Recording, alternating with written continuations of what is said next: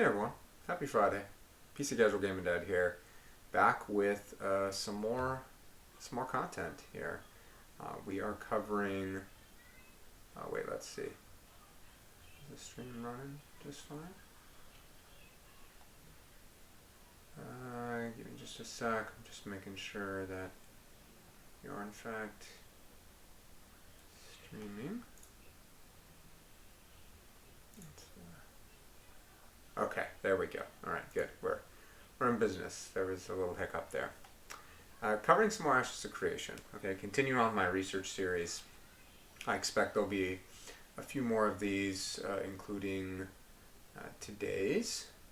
So let's get right to it. If you're new and this is your first time seeing this video, then I encourage you to take a look at the other parts, the first three. The first one, the volume is, I've gotten some feedback, the volume's a little on the lower end to hear the videos that I've been watching, so I apologize for that. That's something I wasn't aware of. I was thinking the opposite. I thought it would be too loud, but I guess in-game volume versus the videos is a little bit different, so it should be better starting in part 2 and 3. So with that being said, thank you for the feedback, for those who've given me that, and I utilize your feedback to help me improve my streams. But I'm a casual gamer. For those of you who are new here, I play primarily PC games, but I do also dabble in console from time to time. I started with console, okay, but I've been in PC gaming for about 20 years now, and I'm a casual gamer. That means that I play for fun. That's really, I play just to have fun and to enjoy myself. In the time that I have, which is nowhere near like what I used to have, but nonetheless, here we are, and I'm going to be covering more on Ashes of Creation today. And so far, what we've done is we went back about 8 months to, well, I started at 9 months ago with Lazy Peon's summary overview. If you haven't seen his video, I recommend you take a look. I did a reaction video to his. It's a great overall summary of the game and the potential that it has, and this really intrigued me. So I started with the development updates from about 8 months ago, and you can see that I worked through most of these videos. Didn't seem that relevant to me. Recently I went through the November and the December. We took a look at some of the previews of the various archetypes, of some of them, just a few. And today my plan is to cover some more of the Alpha 1 preview, gameplay footage. Excuse me. Actually, wait, what am I talking about? Here, I'm going to start here in January, and then get through here. So we'll see if we can get through these two today. And then following, we have, well, not sure if I'll be able to do it tomorrow, but if not, early next week. We've got the March and April updates, and the next live stream should be next Friday as well, so I'm hoping to be able to attend that in person, and I'll be covering that and also uploading that to my YouTube channel. So if you don't get to watch this live, no worries. If you check out my YouTube channel, PC Casual Gaming Dad, there should be a link available for you on this channel. Then you can check it out there, and if you do, please leave a like, consider subscribing for future content. It's your time is appreciated, Okay, let's get right into it. Probably down a little bit too much there. Let's talk a little bit about the January update. And I really love that they do timestamps. Let's go to the reminders. Almost. We have our monthly cosmetic swap over as well. We'll grab that. Our monthly cosmetic swap over will be the Paragon's Vigil, and it is scheduled for February 10th, 2021 at 11 a.m. You can check out the news post. We announced all the goodies on there. Our December dev discussion went out, and Toast has already consolidated the answers for us and sent that over to the design team. That is our dev discussion logins reward. We had a lot of amazing and interesting conversation from you all, so thank you so much for sharing that with us. So for those of you who haven't watched my previous video, they were discussing about daily login rewards, and I have very mixed feelings about it, to be honest. So but I'm going to keep an open mind and see what they said about it. That was Yeah. a hot topic. I It was actually, even. well, yeah, it was even. I mean, that was a small sample pool, but Yeah. I think that I was really unaware, actually, about the stigma associated with login rewards and how they are sort of pressure tactics as opposed to the reward they're supposed to be, right? Good. I'm glad But they. I liked a lot of the opinions, and it illuminated a little bit more the position that people have against them. So, through that discussion and why it's always so beneficial to have these discussions, I think I've changed my mind on utilizing that as a reward system, and will probably rethink a better way to kind of Bravo. reward players Bravo. for I their agree with time this in the decision. game. I Because was it very can concerned equalize, about not the. equalize, it can be something beneficial to more casual players, but not a lot. So my concern about it was that it's almost going to feel punishing to those who don't log in every day, and I've seen that happen many times. And also, you should want to log in. You shouldn't need an extra reward or motivating factor to log in. You should want to log in because you love the game and you want to play and you want to have fun. So I don't think that that's necessary. I think that's more suited for other types of games like mobile gaming, maybe, just to get, because they want to get you to play, so that the more you play, the higher the chance that you'll spend more money. And that this shouldn't be the long-term goal. This doesn't match with this company's outlook. I don't think it's necessary. So I applaud that. I'm glad they came to that on their own. So Reward, not something that's pressure tactic-y. I think that's Yeah. really what the sentiment that came across. shouldn't be about that. The game's good. People will want to do it. Yeah, and of course, you could. Let's go to the unless you design wanna update do now. a little bit of a preface. I'm happy to or hear Jeffrey, that, do you want Jen. to talk about kind of what's going on the design front towards Alpha 1 before we play a video? Sure. Again, kind of recovering from the last milestone in the last test, kind of going through all that data. And please feel free to give me feedback on these videos. I welcome positive feedback. I welcome constructive feedback. If it's going to be so what's the difference between negative and constructive feedback? Constructive feedback is a form of negative feedback, but you're offering ideas, suggestions, and solutions. So if you're going to have some sort of a criticism, please offer an idea or suggestion. I'd appreciate that. Also, doing our planning for our next milestone. So, we learned a lot of stuff from the last test, and we're going to continue to make. Did Jeff get a haircut? Based on that stuff. Looks like he got a haircut. Anytime we get feedback, right, it changes a little bit of what our plan is. We have like a long-term plan, but that long-term plan always has, stuff comes up along the road, and you want to adjust to it, and you want to kind of tighten things up as you go forward. So that's kind of what we're in the process of right now. We have some things that we don't need to tighten up, and there's a bunch of designers working on quests and population and some of the underlying mechanics, pushing some of those systems forward. And then there's other folks who are kind of writing up documentation to deal with some of the things from the last test. So, a little bit planning, a little bit moving forward, and then we're going to probably hit our first gear coming up next week, and we'll really start hitting the content pipeline. Yeah, we just did Jeff. retrospectives for the year, and Stephen has been taking a lot of that feedback in as well.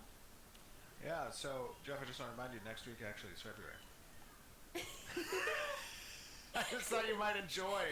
Look at his Just face. enjoy that. Just like, wait, No. what? No. We have a milestone in February. I know. No, but you guys are going to be seeing a video here coming up. We're going to do this video Yeah, shortly. we're I gonna just do want like right now. perfect. I just want to preface. Yeah, I just want to preface that we are working from home, and I decided last night that I'd jump on with Bacon, and I know Bacon is beloved by everyone in the community, and chat with him a little bit about the environment team and how the process goes about creating an MMORPG world, doing it in the game. But just so you're aware, be prepared. Bacon has a very colorful mic because Bacon is a colorful person.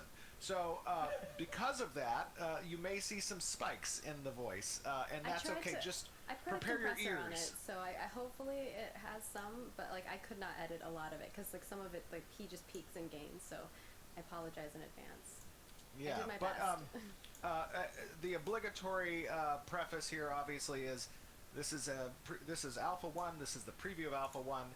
Keep in mind, this is not a finished product. This is still a work in progress. If you're just joining us, we do have an open development. Our project is an open development, so you get to see the nitty gritty and. We're gonna say this every month for the so next keep that in mind. Right. few years We're gonna be till the playing game's done. A 25-minute video, so we'll see you in about 25 minutes. Wow. Okay, 25-minute Say video. something, Jeff? I Nice. was right hit my key. I'm just saying we'll see you on the other side. See you on the other side. I hope you guys are all doing great out there. We are here back Wow. with another Oh, there's video that in the Alpha that Raven 1 of outfit. Ashes Almost of looks like Creation Vader on from Flora. here. And I am joined by the man, the myth, the legend, one of my favorite people in the world, Mr. Michael Bacon. Oh, you built that up way too much. Hello, hello. Very happy to have you here. I know the audience, you're a fan favorite, Michael. You know that. And we love to hear, yes, we love to hear, about what really goes into making an MMO world, because you have a ton of experience and you've worked on so many projects, and just going through your portfolio is like seeing some of the legendary games that we've all loved and treasured over the years. You're building this up way too much. I'm just being honest. How am I gonna follow that? No, but I mean, you and the team, the environment team, are doing such an amazing job. Every time I'm watching updates of the world just being built, I'm like, oh, this is getting better and better. Oh, thank you. Yeah, team's yeah. done an amazing job. There's my for volcano. sure. How's It's not my how things been volcano. I going just so far I for just this love Alpha 1 volcano. with It's you very guys? very cool.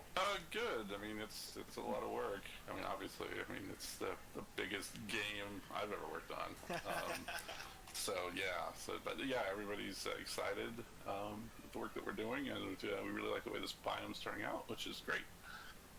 Yeah, the Biome is turning out great. As a matter of fact, I have my UI turned off just so I can get the full look at everything. And we're in a pretty interesting spot right now in this particular map. We're on top of a giant rock canopy, aren't we? Yep, that's where we are. Over the kind of Pirate Cove kind of area. Maybe we can walk over this while we talk a little bit. Yeah, sounds good. So what's been some of your I love favorite that, aspects of this The particular cloak there, milestone the for Medivh looking Alpha cloak. and building kind of this world? Can I actually walk and talk at the same time? Yeah, I guess I can. What was the question again? That's so great. No, what's been some of your favorite aspects of this Alpha 1, and the building this part of the A world? little echo there. Oh, too. obviously the environment is gorgeous. I mean, just the content, or the theme that we used on it, being the tropics. Sorry, I cannot do this at the same time. I'm crisscrossing hands now, trying to get the thing to. We got using this push to talk thing. It's crazy. Oh, there he is. Yeah, right here. I'm sorry. I can only walk straight and talk at the same time. Oh, you're killing me. That's so great. This is good. Just No, right click that's fine. follow. Let's go up here to the edge, and then we can just kind of sit here and talk a little bit with this vista, I guess. Yeah. I love the canopy nature of this home. Let me see if I can jump on them now. Oh, I need to show my UI. Oh, that's not what I'm looking for. I'm sorry, guys. We're doing this live, and by live I mean we're recording it the night before, and there's not going to be any editing. Just the way I like it. Yeah, so anyway, just the tropics, just the nature of the tropics biome is really cool. We're very excited. I'm just seeing the sheer size. The rock canopy that we're on right now is just huge. Whoa. It's just really I was cool like, he's gonna jump off? in the space. Dang. I just jumped off the edge. To show the distance. I'm just jumping right into the water. Did you jump? I took 150 in damage. Oh no! Did you die? No, surprisingly. Let me. I'm gonna swim over just to kind of give everybody the perspective of this huge rock canopy, where ships can float through and whatnot, or sail through. I guess. Another thing that's been interesting is, and maybe not a lot of players get the opportunity to see, is there's obviously considerable portions of the map that still need to be built and have cool. Oh, wow, there's some weird looking seaweed over here. I'm actually really concerned. Where'd you go? In the water? No, well, I'm out of the water on the shore. Which shore? Yeah, Did you go north or south? I think it's south. South too. I should be just underneath the rock canopies. You talking about the kind of black seaweed? Is that going on? Is that what you're talking about? Yeah. It's not supposed to be black. It's supposed to be that. It's not supposed to be black. Yeah, some rendering issues going on there. We'll figure it out. This is work in project. Oh, look at that serrated just moving along with the water. That's very cool. Try to come out near the southern entrance where it goes back towards the main island where the water's still under the canopy. Okay, hold on a second. Another thing I love about so far has been about this map is that, and probably everybody in the audience The knows volcano. this, is that giant volcano. I try to put it in as many parts of the screenshots that I leak. It's going to be in every biome. I know. Everyone. Just like a unique volcano for each biome. Where do you say you went? So I'm looking at the volcano, and I'm over near the entrance to this canopy on the ground, at the sea level. Oh, okay. I'm way ahead of you. All right. Hold on a second. Can't find each other. So another thing that's cool about the map has a lot of water, obviously, and this is the area. The water is the world map of Vera. dynamic. This particular It's interactive. area has The really tide cool, keeps moving. coastal inlets and coves and whatnot. That's going to make. I haven't seen that obviously, in.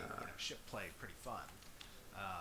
But Absolutely. I've seen that in has a it been game. kind Well, of, I'm sure there are games that do. this I just world not with ones all that this I've played ocean recently. content and just Moves a kind of little bit planning for what's too going to be in the water. too often, it's if kind I of may say. And in real life, it's going to look a little bit different than that. It's not going to be going back and forth so imagine. A lot of stuff. So No, it's rapidly. just- It's gonna it's pull great. back. You're just You're gonna populating see it and detailing it out. Is waves coming in and out, but at a slower pace, but then maybe a little more intense Yeah, for when they do. But Has it been? yeah, I'm nitpicking a little bit Have here. there been any real discoveries? I just feel like I would made notice in the that if I was running process of around. going through That's not. building, That's both the immersive Alpha and not at the One same time. And the portion of the world map that Alpha One encompasses, that has caused you kind of, as an environment team, to rethink approaches and change things essentially. Personally, I want to be able to play a game like this for and just sure. get lost. Like, But then that's have periods where I essential forget is- that I'm in a game. That's yeah, the level of work in progress. immersion I'm.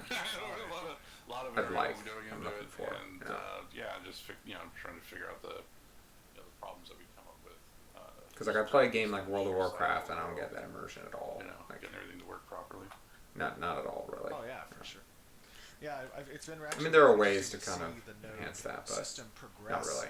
Out of its kind of. Usually get that in first single player functional games, stages that and we had, games like and this, it's hard. now It's to challenging its, to do that. more scalable stage where it's leveraging custom tool sets and technology to kind of to propagate the node system from level to level in real time. Yeah, it's been really exciting. That specific system. Those of you who are viewing right now, Yeah, is the volume it's been, loud enough? Can you hear watching it kind of the video well grow enough? into what it's becoming. I think once we Just wanna make sure it's loud hitting, enough. Metropolis is really going to see some really cool stuff with it. Yeah, for sure.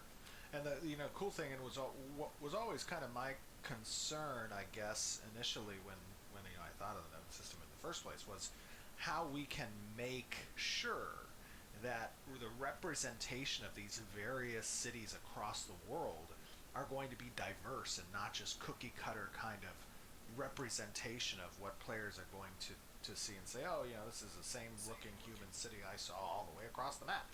Oh yeah, for sure. Yeah, and I think the system that you guys, you and Roy were working on. Gosh, that echoing he's doing is kind of annoying. That diverse.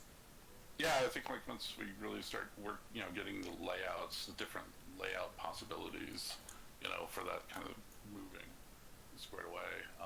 You're gonna. Yeah, it's like the You notice The amount that of the lizard, that we can it's get with the cities way is it's gonna be moving. It's pretty not. amazing.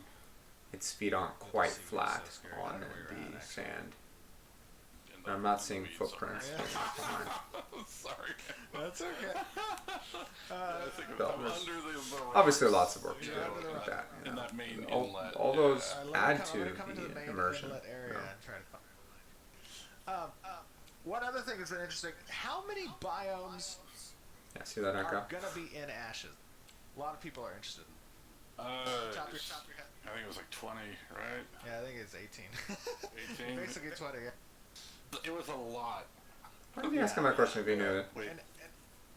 And how do we go about generally kind of, coming up with these biomes? I know that players have seen the world map, and they've seen kind of that cut up and represented through different terrains, like tundra, snow, and grass. Yeah, I mean, I think we just wanted to represent just about every biome type under the sun, really, and just have enough diversity over the world that, like, when you went from area to area, you really just got a contrast of, different biome types and, being able to experience that. So, I mean, I think we just went for as wide as possible, pretty much. Yeah, I remember, gosh, it must have been at least 2 or 3 years ago now, when you first kind of developed that mega confluence section on biomes and all the different examples and reference images, real world images of the visual diversity that exists in our real world on Earth, and Yeah. how we can take that as inspiration and fantasize it up a bit, and employ them throughout the world of Era. Yeah, and that's still a work in progress. I mean, we're constantly as we're going through like the conceptual paths and things on the biomes that we're still working out. Just adding as much of that sort of high fantasy element to them. So yeah, when they're done, they're going to be they're going to be something really cool to gander at. Oh yeah, I mean it really sets the stage, really, in my opinion, when you kind of like are part of these vast worlds, these Yeah, fantasy it's really- environments. It's very blurry when they're underwater. I think a viewer once told me that they've addressed this now. Okay, that was a little better. That the lighting, though. Biome, but also has that flair and fantasy that just kind of sets it apart and takes it up a notch. Yeah, I mean it's part of our like they're kind of like we had kind of set like early on where we would have one foot in sort of real world and second foot kind of up in the air, the stratosphere. With the fantasy element of it. So we're just kind of trying to straddle that line to get a real grounded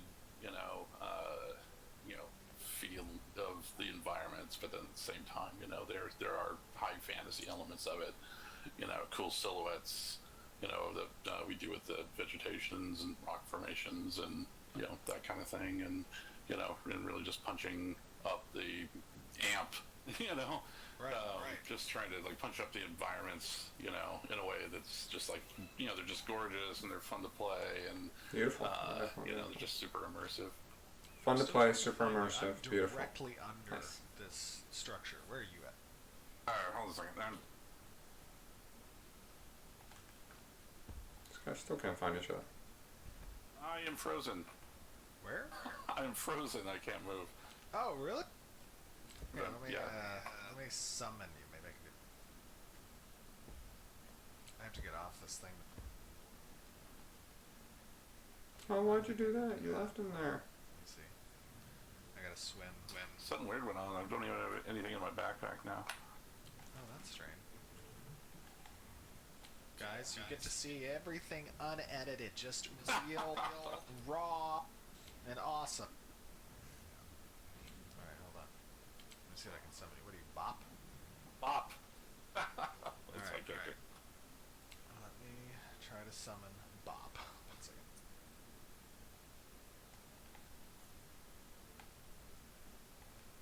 Are you mounted or dismounted? I think I'm dismounted.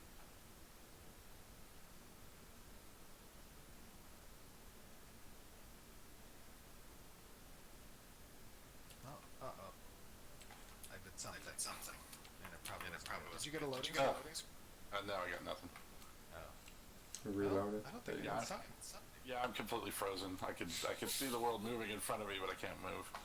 Uh-oh. All right. Well, I'm just going to roam around the world while we talk. Yeah, that sounds good. Yeah. So how many biomes are represented in Alpha 1? Just one. I mean, well, no, that's not true. I mean, I guess we got the main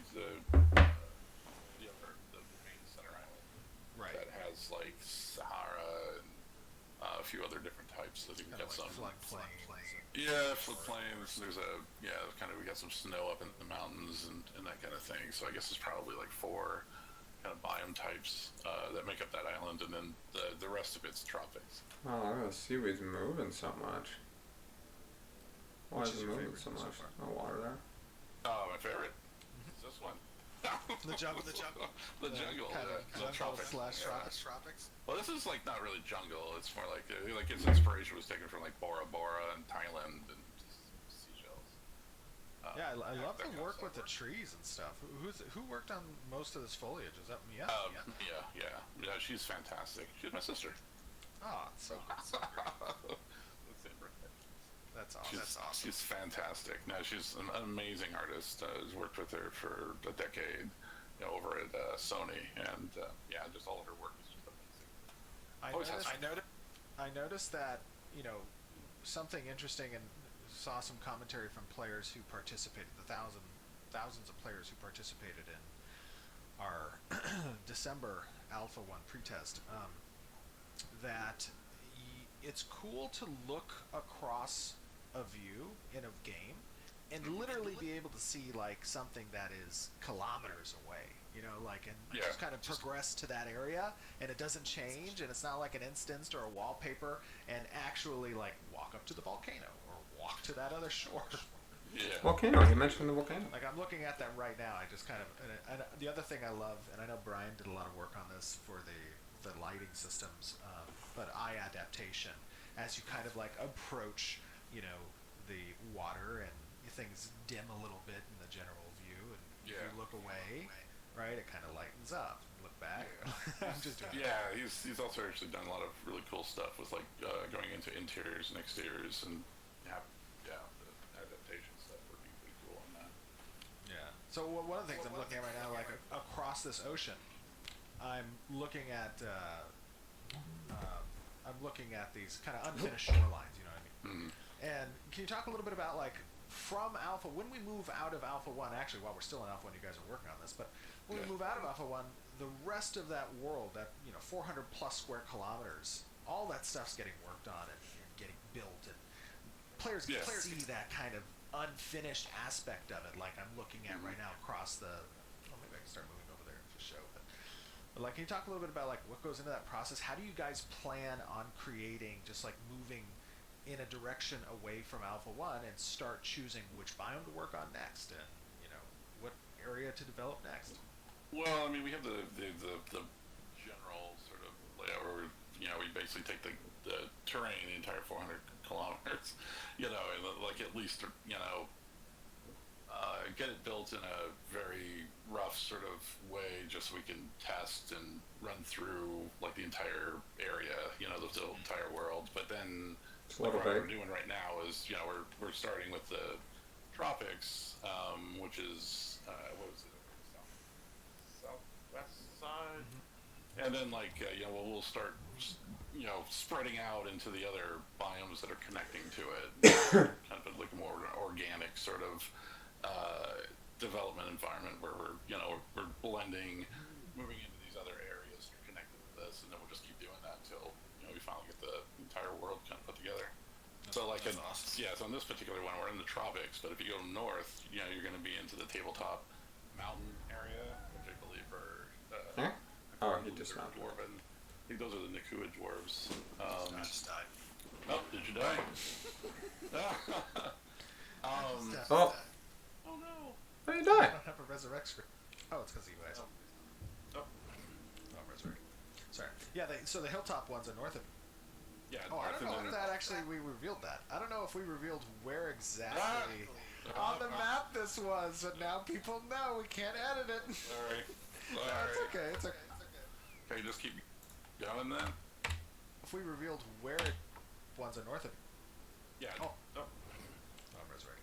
Sorry. Yeah, so the Hilltop ones are north of. Yeah. Oh, I don't know if that actually we revealed that. I don't know if we revealed where exactly on the map this was, but now people know we can't edit it. Sorry. No, it's okay. It's okay. Okay, just keep going then. Yeah, no, you're good. You keep going. All right. Well, it's over to the east. We have the Riverlands, which is kind of like your classic, classic Riverland sort of biome, and then further north from there, we start moving into the desert regions, and further south from the tropics, we start going into like the heavy jungle area. I'm excited to see the Hilltop stuff. Yeah, me too. Yeah, I think that's probably the next one that we're going to tackle. Like cool crap. Yeah, well, plus also, it's like when we're working on this tropic zone. I mean, when you look off over the distance, all that landscape that's supposed to be there isn't there yet, right? So, it'll be nice, like as we're filling this out, where you actually start really seeing more of the world, coming online, and and the tabletop mountains in general, because they're just so vertical. They should be towering over a lot of the areas of the tropics over on this side. Ow. And so like you'll be able to climb those mountains, and get up on top of those things, and explore that whole different world, or that whole different biome set. What was the favorite MMO? Should I take this thing off with these headphones? You can't. They're attached. Oh, jeez. I don't use this one. You put me on the spot. USB one. I'm terrible with being put on the spot. Oh, no, okay, you don't have to answer. What's the favorite thing you like to do in MMO? I just taking note. Well, all right. Me and MMOs, I like running around killing people. That's my favorite. Bacon is a PvP? Yeah, totally. Yeah, it's just like run around, explore the world. Oh, look at this guy over here. What's he doing? Take his stuff, and Yeah. Sorry. Have you ever played an MMO that had like ship combat or pirating and stuff like that, where you could like take other people's things? I mean, except for, not pirating and the old ship stuff. I mean, we used to play, what was that, what was the first version of that where you could run around with your little naked guy? It was like, I don't remember what the name was called. You're playing a different MMO than me, I don't know. I didn't run around with a bunch of naked guys. One of the first ones, one of the first major ones that came out. What was it? I'm just drawing a blank. Oh, like Ultima Online? Ultima. Yeah, Ultima Online. Ultima. I think it was that, yeah. It's like, you're running around, this is like naked dude, you're just yanking people and taking their stuff. And running away so you don't get caught. One of the best experiences I had with naval stuff, and I've always talked about this in the past, was Arcade had really cool naval systems. And cool. It was really great when, at least from a PvP perspective, and they also had some cool PvE aspects of naval combat. But a PvP perspective is you could literally pirate people's hard-earned packs and stuff. And I enjoyed that. I guess it could be a little toxic, but it was a lot of fun. And when I'm seeing areas like ours with these types of just water gameplay, these zones that are really constructed from a level design standpoint to facilitate interesting combat scenarios between players on different types of ships, where they have choke points and they can utilize the terrain. I love that aspect of world building. I think that's that's where I want to really see this going, as soon as we get ship combat in, and just being able to take command of vessels, and sail around and create havoc. Actually, as far as MMOs, I think I'm going playing actually a lot of Red Dead Redemption lately. I'm going to move on to the web design. Let's see what they have to say about that. Kind of thing. So, I think my so a lot.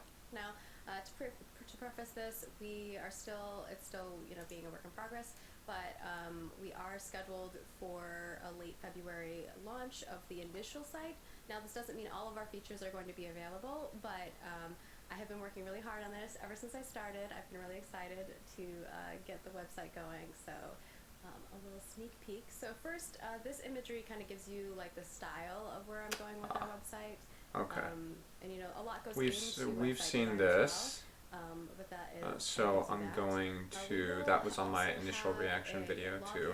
process, Lazy and you'll be peons. able to also sign up with your So Google, I'm gonna move on your to Discord, Twitter, environmental and art. Obviously, we got to talk with Bacon, and we saw a lot of it, but we will kind of showcase a little bit more things. I don't want to a little spend bit more. like too So much first time on thing redundant is beach information decals, that's and already I'm been gonna covered. talk a So little bit more about beach decals and what that entails, Stephen or Jeff. Well, it's just a way to sort of break up the underlying like landscape textures. Basically, they change their form. They're a little bit dynamic, so every time you place one down, it's in a little bit of a different shape. So it kind of breaks up some of the monotony and the repetition of what's going on underneath it. But yeah. And then moving on from there, we have our props, and we have quite a few props in here that have been created. Obviously, we've been showing the phases of these from concept into finalized art. Now you're ooh, getting to see rugs, some other pieces nice. like rugs. I know we've been showing a lot of beds in the past, but now you're seeing some chairs, some tables. Stuff from my tavern. Yeah. Exactly. There's another bunk bed version of this. We talked about bunk beds in a previous live stream. Yes, they did. People thought I think that was the great thing about having so many cultures in our MMORPG, right? I mean, I don't. When I play MMOs, I tend to see maybe 4 races, 5 races. It's very rare that I find an MMO with more than that. But the great thing about these prop sets is that there are unique sets of props that are being created for each of the 9 cultures that exist within the game. If you think about that, it's just such a large amount of available furniture pieces that then will also lend to character and, house customization, which is such an important thing, I think, for making a game your home, so to speak, is the ability to express yourself in a unique way that isn't just cookie cutter for everybody, and it's not a small selection of choice. But there's going to be a More wide choice, array the of better. opportunity for players For to for really this sort of make thing, their there space. probably is such thing as too many And choices. that's what Like if you you go to a see these restaurant, debates with these props guys, menu's you're too like, oh my big, gosh, it another could be set of overwhelming, furniture, right? Another set of chairs, We but have a ultimately, lot of houses and a lot of buildings, and you're gonna exactly. you all have your own style that you're gonna want to decorate your houses in. Like you have to think about all of those things. And Right. housing in games is insane. I don't know how many of you guys got involved in housing in a lot of other MMOs, but people get a little crazy. They do lots Absolutely. and they put other things together to make other things. It's just bonkers. And that's the best. That's really the best thing. I mean, I remember Jeff was recounting to me one time a few months ago about the cool creations that people had in EverQuest. I was just listening to him tell me about that, and I was just like, that's pretty awesome. Someone used like plates at one point and like angled them weird to make blinds, and then put like a child. It was just amazing. It's crazy what they put together to like make stuff. But give players tools, and they'll do really awesome things with them. I know people are Yeah. trying to guess what race this is, but primarily a lot of these are Empyrean, and then I think 1 or 2 of the rugs are Dunir as well. So, or Kalar, sorry, not Dunir. You guys are saying they're Dunir, but they're not. They're not the dwarves. Moving on from there, we have some tropics. Now you got to see a lot of this in-game, but we didn't get to stop in all the locations. So I wanted to make sure that I got to showcase some of the areas that you might not have gotten to see necessarily. Very, very cool stuff. It's amazing to see all of the work that our art team has been doing. Obviously, we showcase it every month, and we had Bacon on, and he talked about it too. Like that team is they're phenomenal, and mad love. Yeah, they absolutely are. I mean, everyone on the Intrepid team just is phenomenal. But one thing that's always been very cool to me to kind of watch through this development has just been the sheer size of the world and the complexity of it. I mean, like Bacon said, this is the largest project he's ever worked on, and I know that's true for many at the studio. But I don't know that there are too many projects that could be qualified as larger. The maps are insane. It's pretty big, but I mean, all of that again goes to creating an experience that has such an opportunity for a unique feel to us as players, but also has that kind of traditional gravity that we want to see in MMOs. So the team's doing a great job in filling this world, and it's one step at a time. I mean, it's a very, very large, large world. Speaking of large. Oh. Oh, these flowers are so cool, like mushroom flowers. added these in here. Oh yeah, That's very cool. Keith worked on these. Beautiful. Keith worked on these, and They almost look like creatures if you look at the face right here. I don't It want looks to like these necessarily could be like reveal what eyes. the role's going to be, but I just love the kind of color saturation that's present in these, and the bioluminescence that's in them as well, and just they're another unique aspect. I mean, it's just it looks really cool. I love the little mushrooms at the bottom too. Yeah, they're so cool. It's very beautiful. I love it.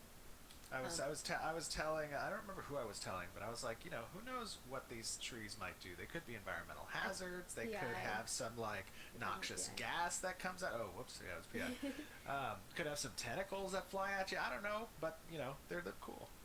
It's okay, Stephen. You don't have to be concerned about the PI stuff. They have to worry about and then I'm just managing it all. I'm like trying to remember what was said where.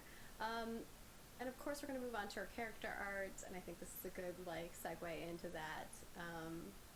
So many cool character art pieces. Now you've seen some turtles. This is the timeless terrapin. I kind of wanted to showcase. We've been showing off a lot of the final product, but I kind of wanted to show you guys before they even get their textures on them what they look like. So this is the timeless terrapin. That was part of it, and then also we have our flame fin frigate. What'd you say, Jeff? Very cool. I said I haven't seen that turtle yet. I saw the concept art for it, but I know. Yeah, now you're I think it looks awesome. I think it actually looks cooler as a 3D than it. I think it looks better than the other ones we've seen. It's more intricate details on it. Concept, because I was like, I really want this turtle to be like, it's got stuff grown on it's it. Like, thick. It's been just living big boy. in an area for ever. So. Now the ship. Pulled it off.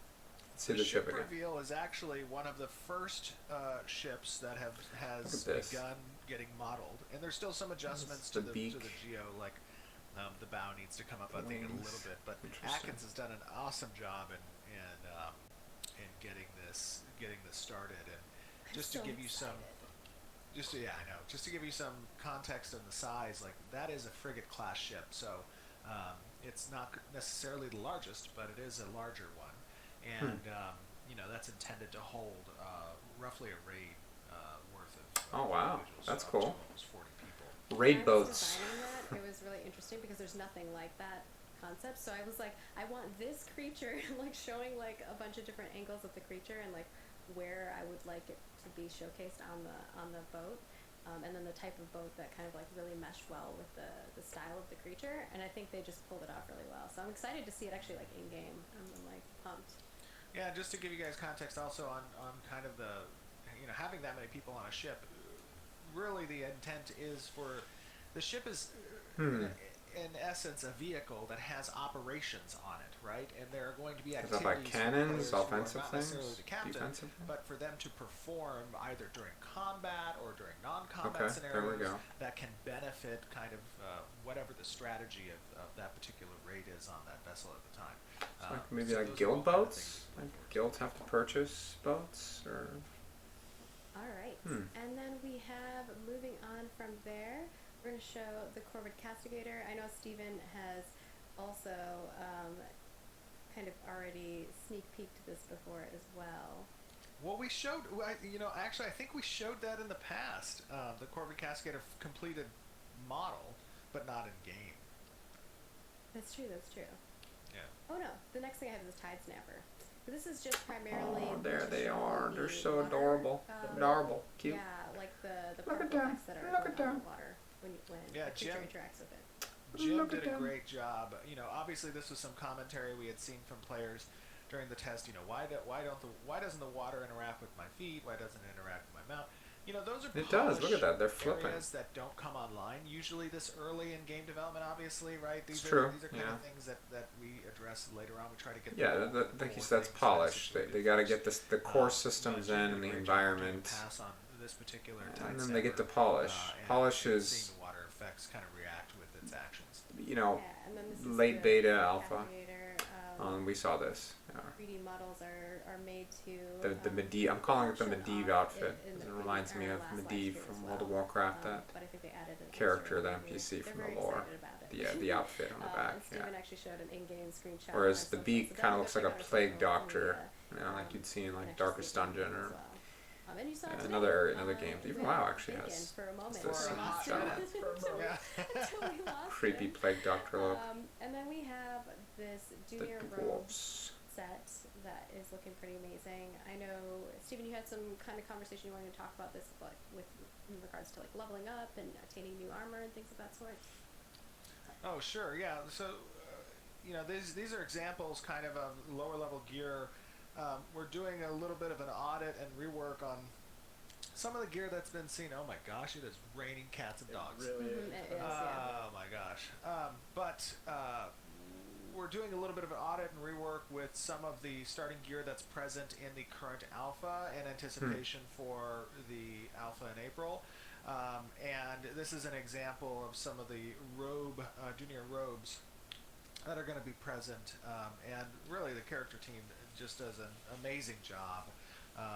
It's been I it's think been a the progression idea of just of continually getting having better and better gear and better. And it's going to be, I and think, that really it cool for you progresses guys to start seeing later down the road. as you some get higher high-end level and you gear, get because said up gear. till now, really all Like in we've this seen form, you can tell are this is a these, higher level gear. levels It's more 1 through intricate. 10 through 20. The and you haven't fur seen the 30, 40, additions, 50s. So, these pieces here. I think that's a progression that really comes into cool play when idea. you talk I like about that a lot. character gear obviously is going to be with regards to the materials that are being used, the general Just silhouette, I haven't seen and more than a size and couple of impression. tiers at a time. These It's all like of these one and then things two, progress so I'm as you curious to move see further how down it that scales road up as we get higher level though. Some people are But it like, seems "I like they have wanna a see pretty it 'cause they creative want it team. surprise." I really like this chest plate section, how it's like strapped on there. That's really neat. It's cool. Yeah, do we know who did this one? Probably could figure it out if I went through. So like it's a whole other and jacket all on the top. things, so, moving They're just on adding more here, layers, we more have intricacies. Some, Empyrean hair. So I know some folks were asking for longer hairstyles, more feminine hairstyles. So here we're going to showcase a couple screenshots of that, and then actually I have a turntable of this hair as well. I think Jinsey did this hair, and just to give you guys, an idea, like, again, character art's always progressing, but you can see here kind of the quality and standard that we're aiming for when it comes to these types of, as Jeff put it, putting a bow on things, right? Jeff, you said yesterday, and it really stuck with me. Yeah, hair is essentially a bow on your character. Yeah, no, it's like things don't look complete until all the pieces are there, and you don't necessarily know what pieces are missing until it all comes together. And like hair is one of those things that really makes the character look complete. Yeah, it does. Obviously, is a thing that we really want to focus. I care a on. lot about the hair, facial hair, if you decide to have it, you know. Hair tells so much of a story, and like it's one of those ways Longer to hair, really make shorter it hair, look beard, good. no So beard, I think facial we hair, can no focus a lot facial on hair. and make sure we're making good choices on because that's going to be how you Just offer players at the end of the a day. lot of options. Yeah. So, Offer them more it's a lot of customization. I The more just, customization, in the better. chat, I want to see how many of you spend a really long time on character create for your character. Just put a yes. I spend in a good chat, amount of time. I'm curious. Spend a good Because I amount. know that there are people out there that spend hours, like sometimes like a full day, just creating their character. So they want to like. I don't know about prepare and that, see the but template on launch day but they have it. but yeah, It's over especially one if I'm yes in like chat. So just starting to we play have- a game. We want to have a lot of options. For I'll you. want to know, and I'll spend time I thinking always about the name hated too. it when MMO Oftentimes. launch days come and the MMO does not provide you an opportunity to access the character creator and save I your know, options right? prior, because now you're having to deal with the option of, oh my gosh, I need to rush to get in game so I can level as quickly as possible, versus I want to spend time with my character and I'm going to have to buy a cosmetic potion later on so I can change what I did to just accept the presets. But Totally. another funny thing, and Jeff and I used to I play think that's a good point. Just you mentioned a cosmetic potion. I think giving players the option to go in and make changes after is fair. And maybe you're like, oh, I'm not really, you play and you're not really liking the beard, or you're not really liking the facial hair, or the color, it's not really matching with maybe a suit of armor that you have or something like that. I don't know, but just having the option, I think that's fine. Pathfinder often, 3 or 4 years ago. Some people might not like that, before the production. just because started. like, well, that doesn't And you one can't of do the that in things I real life. loved Well, in that's not true. Pathfinder You that we can played dye your tabletop hair in real RPG life. You was can just making get a haircuts. backstory You of my can character, trim your kind of beard and unique, whatnot. You can do that. So mechanics why that can't can you be do that in a built game? off of its skill sets. Why not? And the same is true for MMORPGs, really, but to a greater extent because it's visual as opposed to pen and paper. Visual matters. Yeah, People care. It's as I was talking People to really recently, care. I deleted 3 characters because they didn't look right to me in the mirror.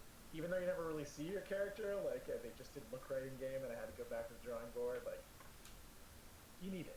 That is funny. That's funny, yeah. I play a lot of tabletop, so for me, I totally get where you're coming from, Stephen, on that front. So, yeah, it's good stuff. And I really get into it. And actually, it's so funny in the tabletop stuff. Like, I will commit actions that I feel are appropriate from a roleplay perspective for my character based on its backstory. But the other players at the table won't understand, and they'll think I'm just being a punk. What? Like what? Like killing my character after we had an agreement. Wait, what was that? No, remind me, what happened? I don't remember. Jeff, don't worry, he's killed my characters too. It was what? John, I can't remember what it was. It was a custom race, and oh yeah, we made a race that lived underground. We were called the Vodwar. Yes, and you took out one of our party members, and I was. But that's because you were racist against us, because you were overlanders. I wasn't. I made an agreement with you. I'm like, I understand why you have these actions. I could kill you now, but I won't.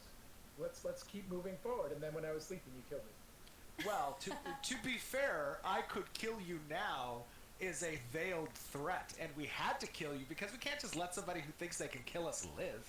That was not that was not congruent with our race's personalities that we built. So I'm sorry I killed you, Jeff. I apologize. But you're a great example of sticking the character. Oh, I love it. I love it.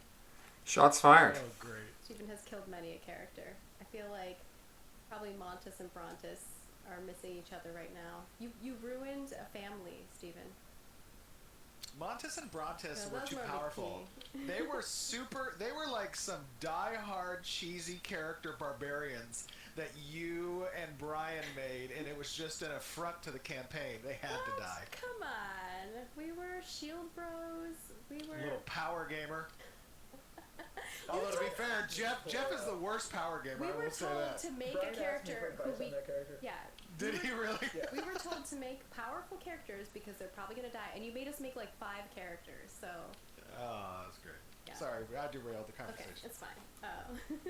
Alright, beyond that we've got... Let's go to the next thing. We have the Thundering Bolt Beast. And actually, I have a Oh yes, video yes, of yes. this, We so saw I'll this put that mount. for you all here. Got a little music in the background too. Hopefully you enjoy it. But yeah, this is the creation of it, and I apologize in advance to our art team when I sent over like the design for this, and not the concept. Before we even got to concept, they're like, "I thought we had these bodies. Why are there so many wings?" And Yeah, I'm like, let's just say, "Sorry." when I found out about it afterwards, I was like, Margaret, what are you doing?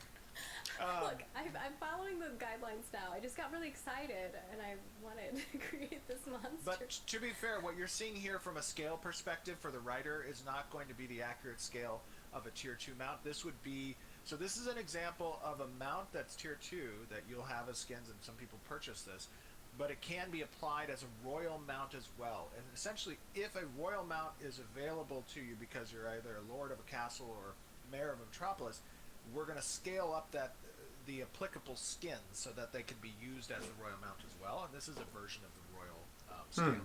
So I'm excited to see the variations of this for the NPC monsters and stuff like that.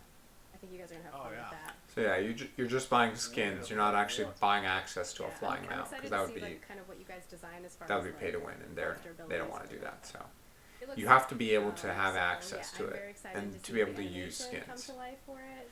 Definitely interesting design. A little weird that the legs are back here, not up at the front. On that front. And now we're gonna get into the Q&A, and then we'll wrap things up for today.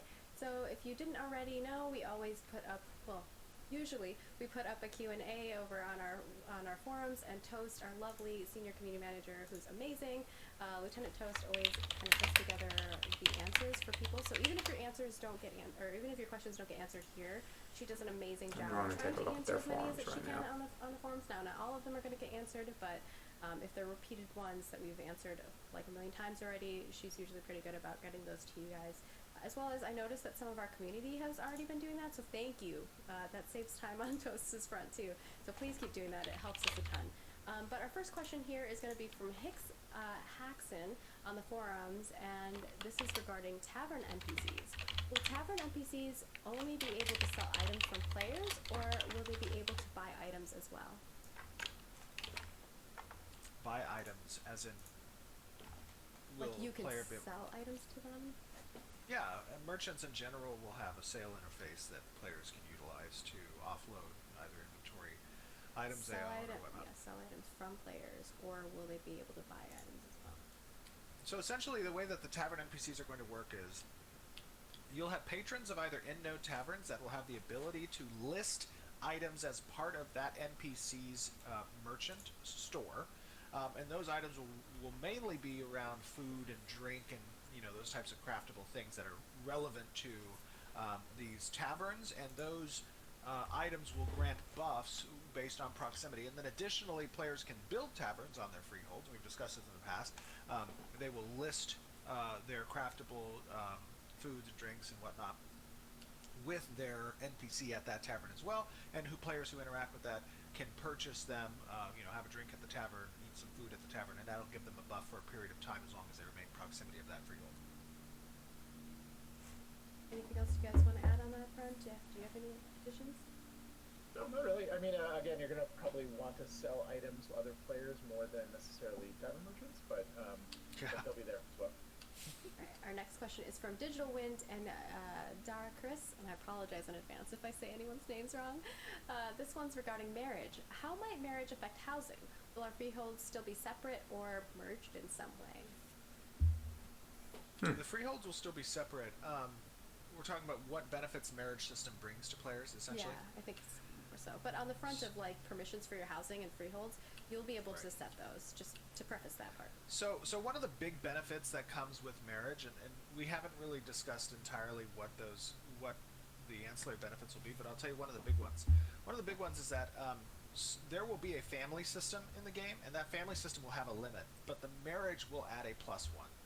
So essentially, that if you marry in, you're going to be able to augment your family cap by +1 when you marry, and that's going to allow you to share permissions, to enjoy the benefits of that. Can I adopt Jeff as my child? I thought we were against adoption. Jeff didn't let me have adoption. I can be an adult child. No, I was against children. No children, but adult.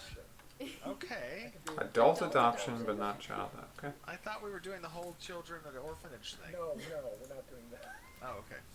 Okay. I mean, there are children in Vera that need parents.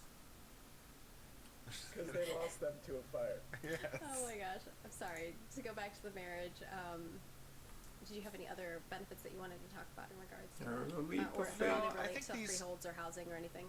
These systems later on are going to be discussed, but right now they're still kind of up in the air on the benefits. So. And we'll probably have an article or more finalized on the design front too. So our next question is from Jamation, and they would like to know things about mail. In regards to this, if I want to mail another player a social message without items, will it be received instantly, or will it be time based on distance? It'll be received instantly, and then additionally, we're still discussing how mailing system is going to work from an item standpoint. Obviously, we can't allow mailing to include any type of resource material or raw gatherable, because those are, central to the gameplay and transiting through the caravan system and regional economic economic regions. But it may be possible to send completed crafted items like gear, equipment, stuff like that. But it's something we're still discussing. Right. And then our next question is from Hakaiju, and they want to know in regards to races, will you be able to change your character's race for augment purposes? No, I don't think, Jeff. I don't think we're going to allow race changes. Well, remember we did talk about this for guilds, possibly, where you can be considered a different race for that. For augments, it's a little bit different, and I don't think we're going to go down that road could if we wanted to, but I'm not sure. Like that's a much deeper sort of discussion we have to game out. Yeah, I'm not sure I like that. Exactly. I think I'm with you on that one. I think that your primary archetype selection and your race selection should be, because they have gameplay influences, should be final. Yeah. We do allow the secondary archetype change, and that's going to be through a process. But generally, I would Well say. said. And Floki wants to talk about a little bit about roads. Will paths and roads be pre-generated, or will they dynamically come into existence based on player movement and activity, maybe nodes coming to life and things of that sort? Both. So our road system in game is essentially driven by pre-placed routes that lead to kind of this main artery of what was once the ancient highway system of Vera, and from there are roads that become exposed when nodes advance, and we call those veins. Right, they come off the main artery. And then, as nodes advance, there are points of interest, as Jeff was discussing earlier, these POIs that exist around the world, and some of them share coverage with multiple nodes. But depending on which node advances to the stage that activates the point of interest, it'll create these capillary roads, so to speak, that then stem off of the node itself. So you go from the main artery, ancient road that's large, that kind of runs through different zones and whatnot, and that breaks down into the veins that lead to the specific encampments and villages and towns that then spawn off separate capillaries that kind of lead to the points of interest in these areas that are. So it's definitely a mixture. Yeah, I think one of the things they're referring to is kind of like this idea that players kind of create the path by walking over an area over and over again, right? And that kind of dynamicism is probably that's a whole other set of technological. That definitely is. That'd be very challenging. That would be hard to, but also dangerous. Very dangerous. Hey, look, oh no, never mind. I'm not gonna bring up another game. I was gonna bring up another game of people putting coins on the ground and dropping them. Yes, So Lineage! Yeah. Oh my gosh! You knew. No, I'm gonna tell you right now, just real quick story. I And this worked on that this game, is and so I saw super toxic. I had to clean up a lot of. This is people super putting toxic for context. me, but there was a tactic back in the old Chronicle 2 days where you would lay down thousands of single Adina across the castle field, so that when players would come up, they'd have to load all those individual Adina assets. it was You're the problem. I didn't do that. No. I did that in response, right? They did it first. I didn't do it. Wait, no, I did it in response. This is a confession right here, recorded live. Red-handed. For people on the other side, me Let me trying just. to... Red-handed. Gosh, alright, that's too funny. Pronounced here. In regards to chat bubbles, and I think this might have been a follow-up from our PI meeting, so now maybe it's coming out public. Do you plan to add a player toggle for overhead chat bubbles? And I know a lot of RP folks really would like to see something like this, or maybe when they're making video content and things of that sort. Jeff, we were just talking about this the other day. We will include so we do want to include chat bubbles. We do want to include a host of options that will allow you to sort of manage those bubbles, right? So you can that turn them when you off. log into a node, you don't see just a field of bubbles and no structures, but Yeah, that so would that people not who be are very in immersive. or something who It's have, anti-immersive. an RP session can And our next question is from Doc Frog, which wants to know about summons. Will summoners be able to rename their summons? So giving their summon pets. Yeah, you should be able to do that. Sort. I think it would be cool. I don't think you should be able to rename the summons creature type. That should be a like a nickname. nameplate above it. But it'd be cool if you could customize the name of the Yes. Bob. itself, right? So you'd have you'd have I'm gonna call mine the, Jeff. The tortoise wizard, right? That's a type of summon, and then under that you'd have Bob. You know what I Well, mean? see, a lot of people troll in regards to putting their name as their pet's name, so it can be a PvP strategy. Oh yeah, no, for real. I did that all the time. In fact, I would make my guild name all of their pets my name whenever we went into a siege, and we would all summon the pets, and there would just be hundreds of me. and that helped a little bit, especially in Lineage when you could slash target and people would run those macros, and they would be like all assist slash target, sorcerer or whatever, and I would just die with 1,000 bolts in me. It was very beneficial. Also, I would like to see fan art of Bob the Tortoise Wizard. So in the community creations, spotlight that. Again, though, real quick, I'd like to preface: you probably shouldn't do that. What I just described, the little castle thing in the hundreds of pets. Aim your pets something bad. Name filter, we will action items. So definitely report things if you see stuff that's inappropriate. During testing, there might not be as many filters set up, so please be respectful. I don't think I should have mentioned these things that I did. No, you test, 'cause probably shouldn't. Probably many shouldn't of have, these Steven. players Probably shouldn't have. Don't do these things. Giving away trolling secrets. Okay, well, I'll just ban you. No, I'm just kidding. Oh, sad. I'm just kidding. No, she will. She will ban him. But yeah, She'll do we it. will be keeping our eye out for She will. misbehavior. So try. Shalal is our next question here regarding a map interface. In what ways might I be able to interact with a map and mini-map in-game, like pins, text notes, drawings, etc. for my guild, or maybe for raids or things of that sort? Party members. It's a super strong desire of ours because many of us are guild-oriented. Obviously, the Ashes is meant to be built around community, and having that type of administrative function available just makes things easier. I personally am a huge proponent of those types of things coming from a guild leader. It would have been handy when you were talking to Bacon to be able to ping him to tell him where to go. That would have been really nice. I know. Talking about being under a rock or something, basically. And then we have AFO who wants to, or IFO? Let me know, I don't know. Regarding mules, what happens to my mule with items in its inventory upon death? If I die and my mule... If the mule dies, it'll leave a corpse that has a portion of the held items, if they are droppable, capable of being picked up by another player. So similar to kind of... So how are they going to decide that, though? Similar to a caravan. What types of items will be droppable, I wonder? So, or could someone, take your mule from you? Like, let's say you die and your mule's just standing there. If you were to respawn, the mule would stay there for a period of time before desummoning. And then we have Sago65 who wants to know about caravans. Will other players be able to see the items inside your caravan or have some indication as to its value before deciding to attack, defend, or ignore? So they won't be able to see inside specifically, but as part of the caravan structure itself, there will be little hints as to what the cargo is. So, for example, if you've seen some of our recent footage with caravans, you kind of see sitting on top of the caravan, there's some gold or some silver or some iron. There will be places along the caravan where, based on what material or cargo is present, will be represented through a mesh that's on the caravan. What happens if you have a cosmetic on top of your caravan?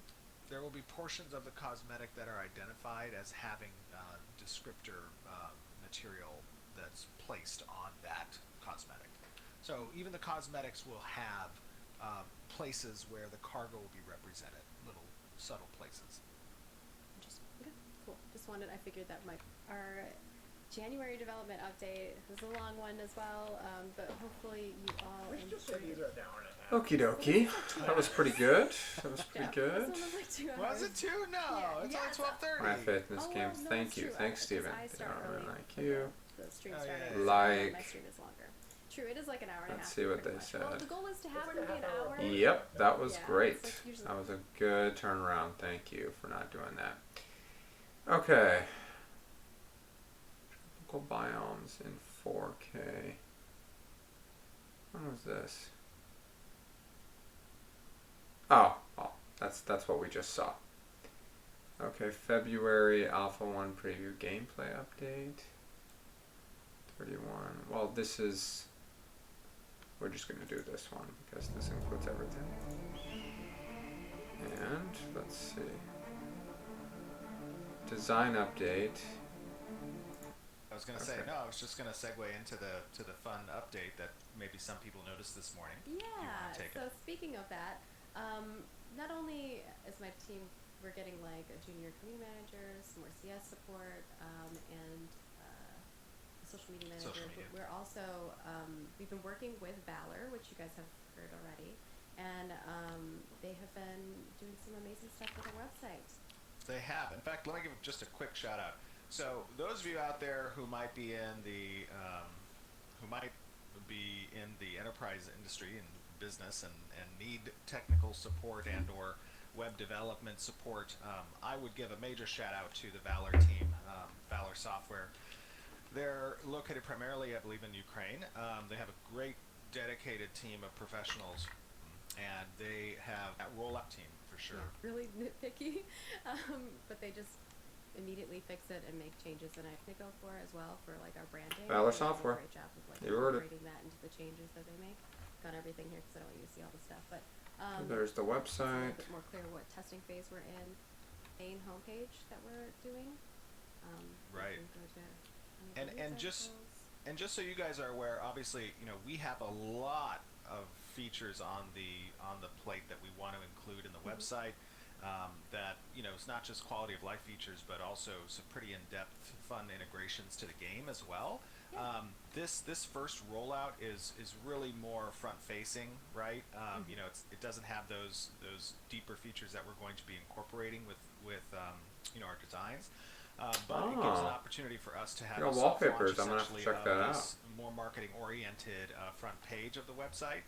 It's kind of establishing, what that design is going to look like. It lets us, work out the bugs and whatnot, and have you guys part of that process a little bit. But you'll see, Margaret's going to probably be preparing in the next coming weeks, detailed article on kind of what our roadmap looks like for the website and the features that are going to be updated with it.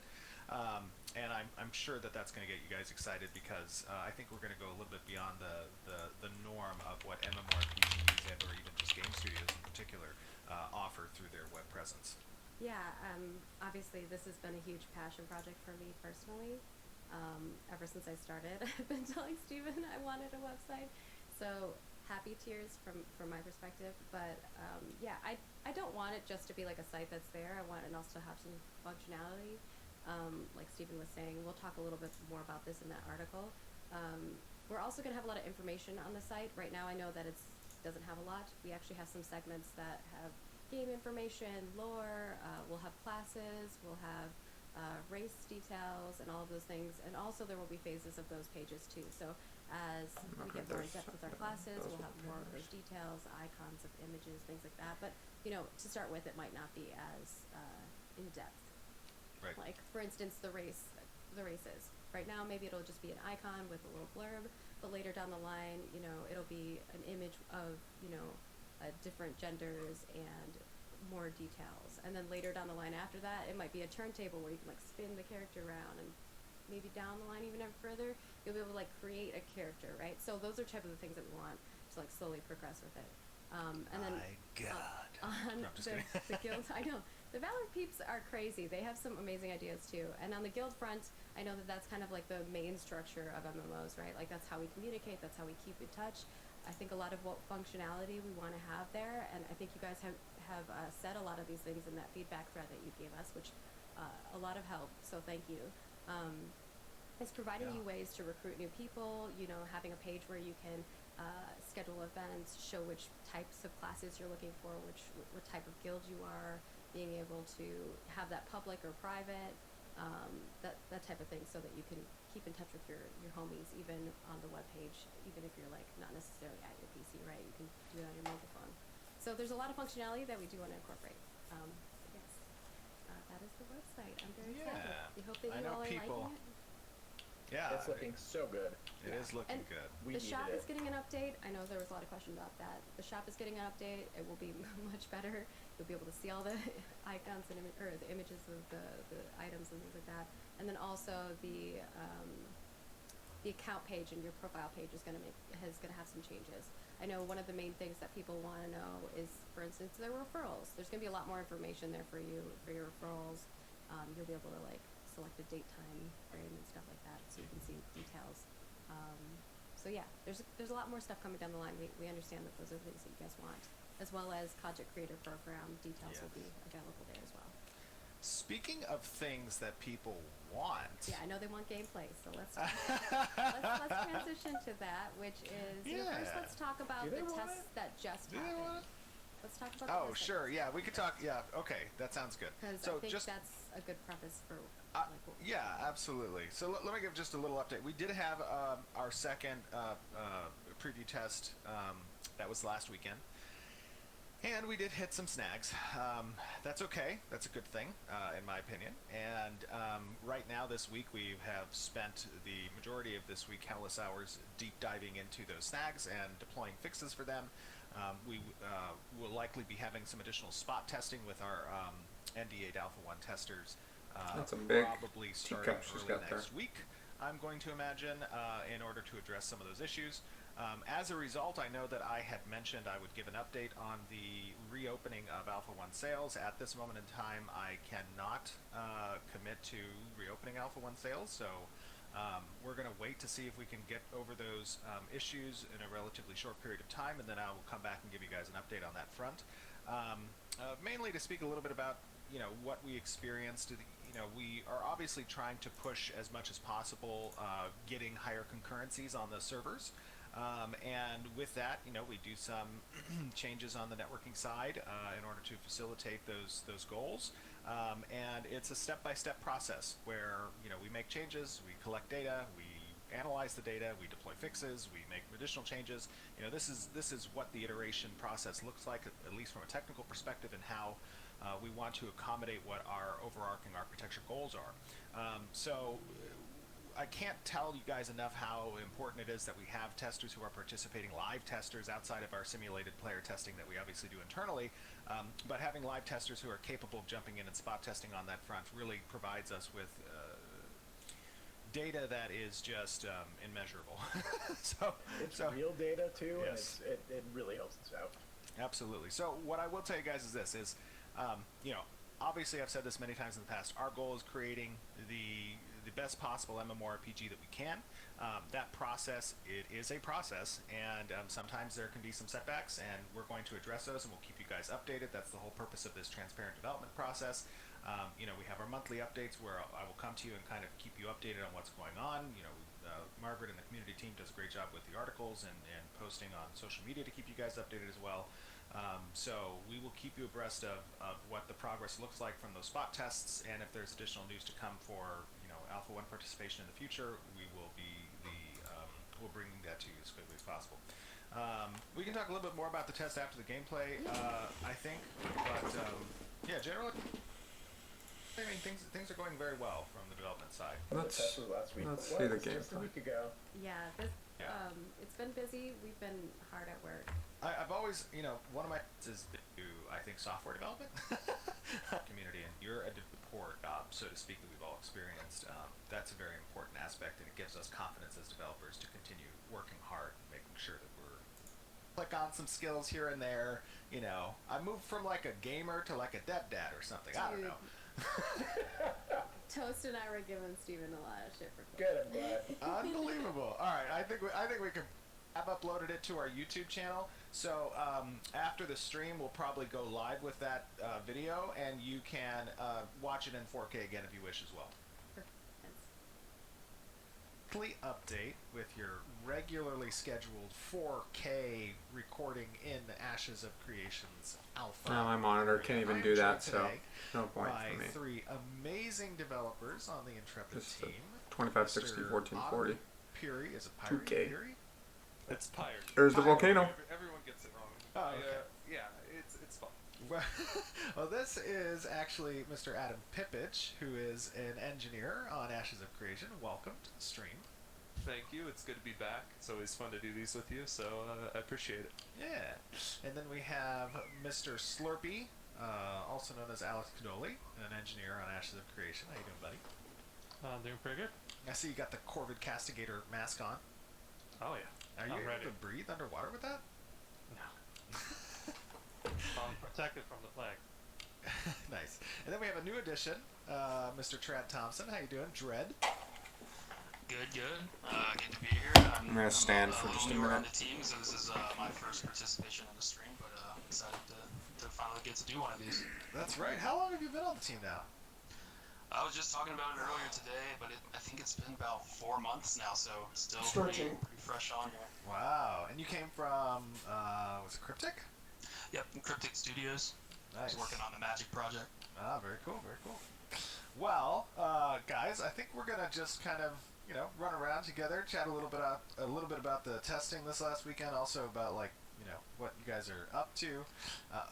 But the first thing I want to show off is I know a lot of people had some commentary. Excuse me, sorry. Had some commentary about the underwater blurriness, and we did get some changes for that. So why don't we swim down a little bit with Let's take a look. what did he say? See what they did. I know one of the viewers in a previous stream told me that. Oh, yeah. That's not too bad. Looks pretty Now good. it's a little bit clearer. You can actually see what's going on. Is there like a shore we can swim to? Yeah, I think to the what is that? The east? I always get them confused. Yeah. I'm so bad with cardinal directions. Southeast. Yeah, there we go.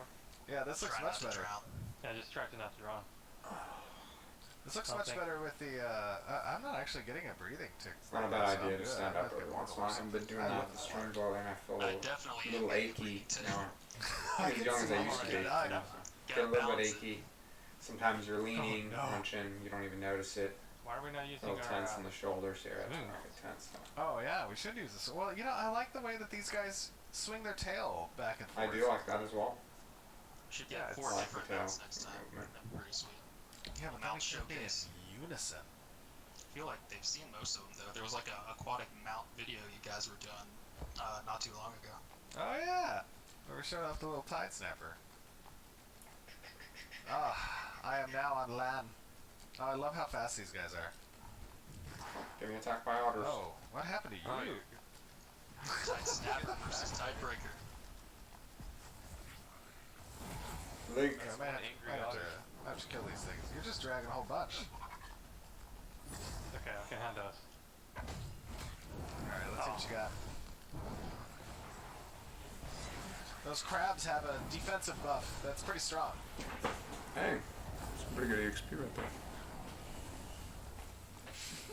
Saves the big damage ability after they're all dead. Alright, good job, Alex. That's a life Well done. shot. Where's that? Okay. I saved you, Slurpee. Celebration. That's a celebration. The victory. Alright, where are we headed? So, guys, as we probably already mentioned on the stream, who knows, it is currently 11:38 p.m. Thursday, February 25th. Obviously, this is going to be unedited footage, as usual. But we are fresh off of some testing that was that happened this last weekend. We did encounter some setbacks, but that's okay. That's the purpose of testing, and you guys have been hard at work trying to figure out those issues. Tell us a little bit about kind of how we dive into those issues, Slurpee. Oh yeah, sure. Well, first of all, we had to do a lot of networking and CPU profiling while the servers were up during the high load. We basically diagnosed the issues with networking, we diagnosed issues with just the world itself, diagnose issues with NPCs that we're having problem with. Yeah, we've got a lot of good data, and we are hard at work trying to fix all the issues currently. Yeah, and the other thing is when we run those profiles, it even further exacerbates the server's performance. So a lot of players were in there, and while we're collecting that very useful data that you guys use, obviously, to diagnose what's going on, they're just getting rubber banded and thrown all over the place. It's pretty cool to actually watch that. Kind of for sure. healing area. Look at Trad over there doing some cleric stuff. Showing off. You know what we should do? We should do like some... you know we should show off another thing, is the changes to the fireball. I can do that right now with this tidebreaker. So, We've got a mage, right? yeah, a lot of you guys out there in the world of the internets, in our glorious community, gave us some great feedback about both the fireball animation as well as kind of its rooted nature. And actually, Trad is part of helping to overhaul some of the changes on combat, which you guys will likely be seeing later when the NDA lifts on the alpha testing. but I could probably showcase the changes right now on this fireball. I'm going to be watching Try to talk a little bit about it. several videos on So reacts the to general the approach that we're kind of taking post based on the what NDA we've removal. and just also Not just today, good but combat design in general. stay tuned for that. Philosophies is that we want to give more. I like the agency blink in is the very hands of the player, seamless. It's very good. I like that. The antithesis of that is, locking the player down for really long amounts of time.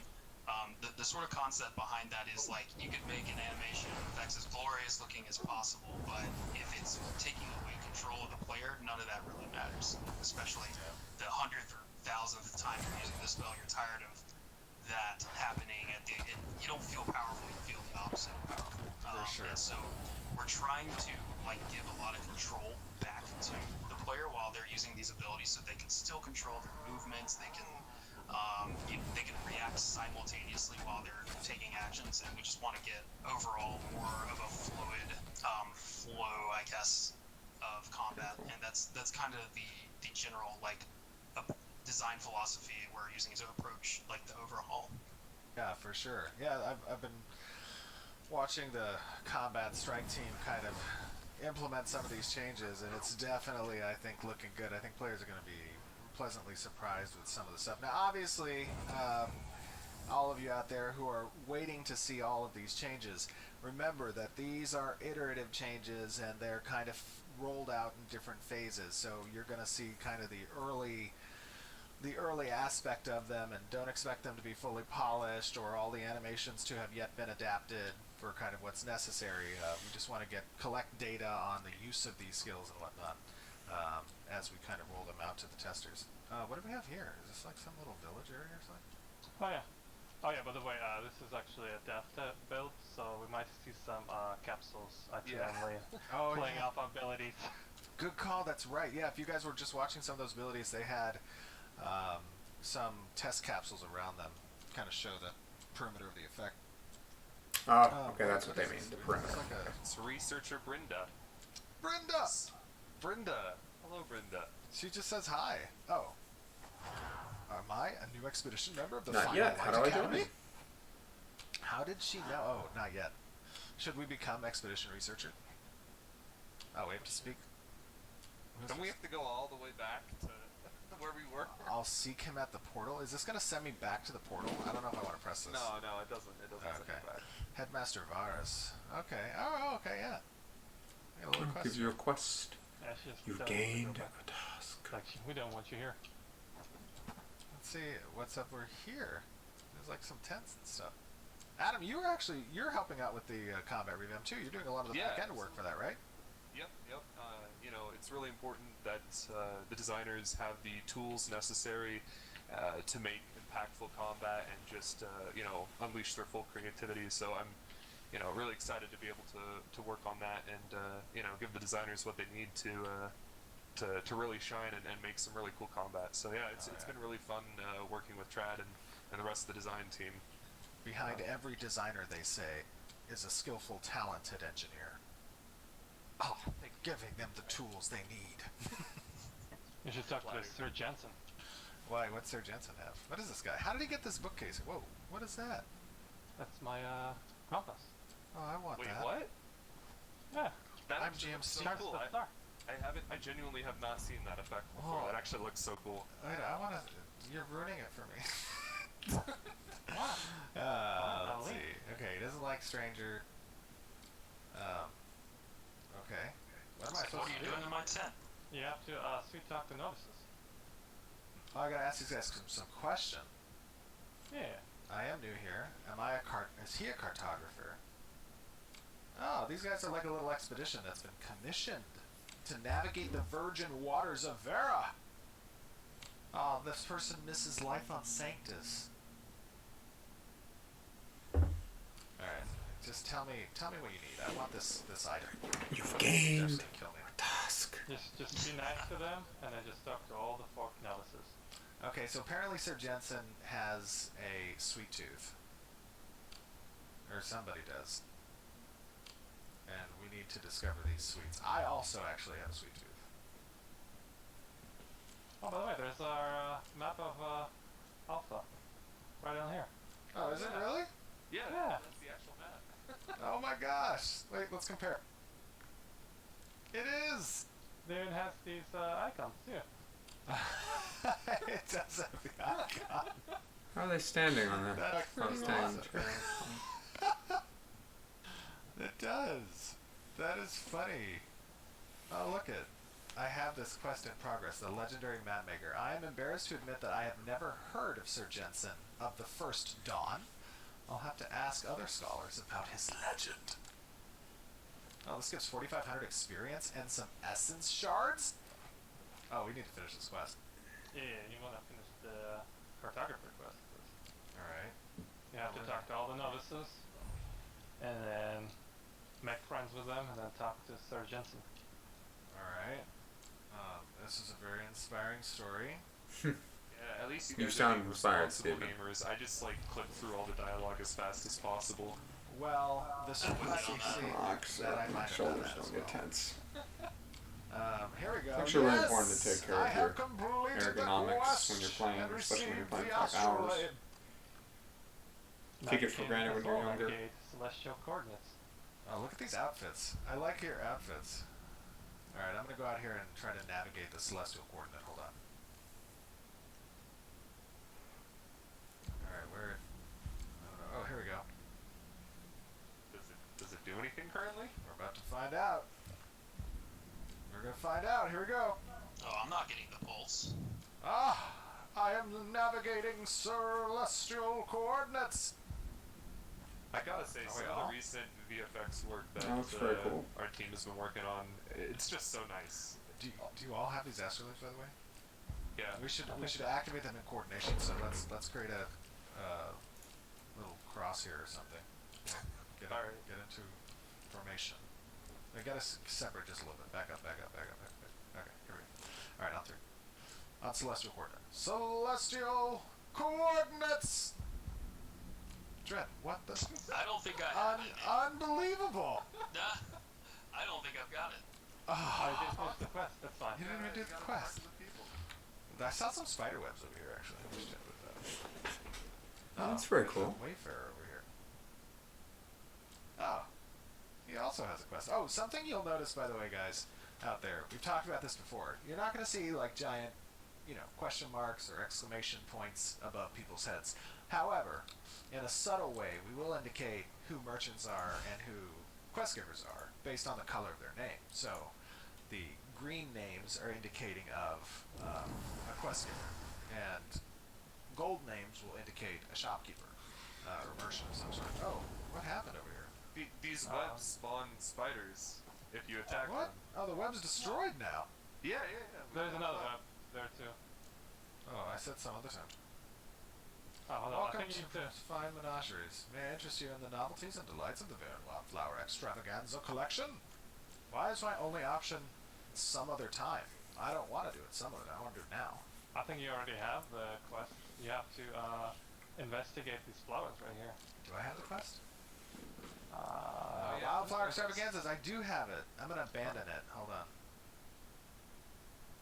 Well, I'm inspecting the flowers, so I'm getting ahead of you. Oh, okay. Well, how did I get the... I wanted the spider, though. Oh, you No, should no, destroy the net. Yeah, right here. Look, Right here. Left click on this net right here. Oh, okay. Hold on. Yeah, I left And you click can on attack it? it. Yeah, you can attack it. yeah. Oh my the gosh! spider! That was a massive spider. That was riveting. It was. How did that make sense? How did a massive spider come out of that tiny little Let's web? bring some more in. Oh, by the Dear way, guys, God. you'll notice there's no grass over here, and that's a bug. The grass is gone at the moment, but don't pay no mind to the grass. It's just a Man, that'd well-mowed be lawn. terrifying. Yeah. We released the goats everywhere. They're eating the grass. Yeah, wasn't it Bucky that said he had the lawnmower, took the lawnmower to the whole map? That's all that happened. Oh, really? What do I do with these plants? You just talk to 3 plants right here and 1 right here. Get this mushroom. Oh, I like the little tiny mushroom. And then I think there is another one. Look at how pretty the here. mushroom is under the mushroom. Oh, right here. Last one right here. Where? Where am I standing? Oh, wait. On the other side. You have to. Oh, yeah, okay. Oh. Oh, no. Oh,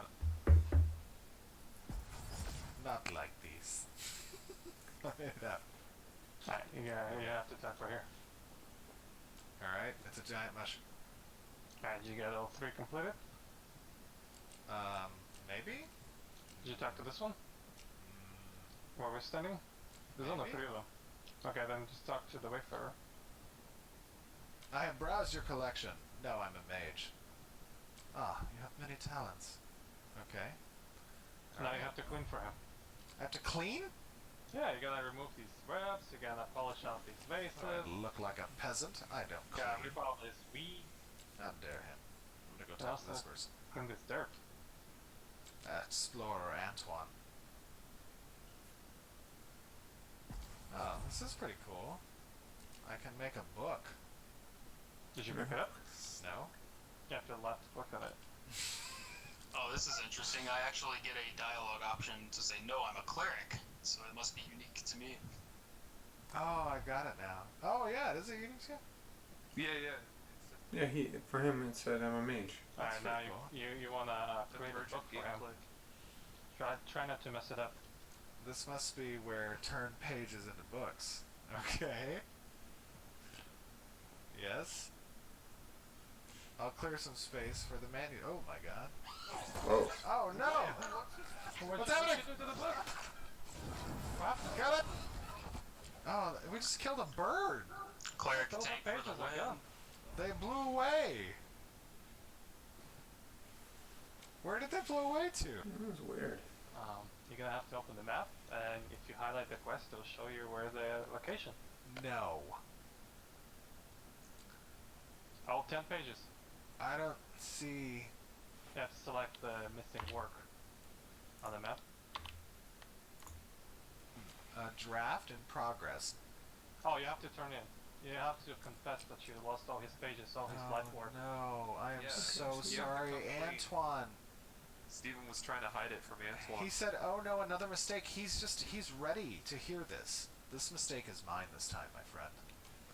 Well, a bird attacked and took your manuscripts. Oh wow, he didn't, this is not his life work. He just said it was garbage. Yeah, garbage is his life's work. Oh, sad. Wait, so where are these now? It's okay, you can press M. Yeah, missing And X. work. Oh, they've blown everywhere all over the shoreline. What? I mean, I'm not gonna go help him find that. That's his job. Let's go over here. Let's go grind mobs instead. Yeah, let's go. We should duel. Alright. We should duel one another. If we're gonna do it, we're gonna set the health to the Yeah. exact same. Oh, okay, yeah, let's do it. Let's do it. Let's do it. Wait, He's trying to duel with 3k health. let's get on the beach. Yeah. Let's get on the beach. Alright, let's make 2 parties of them.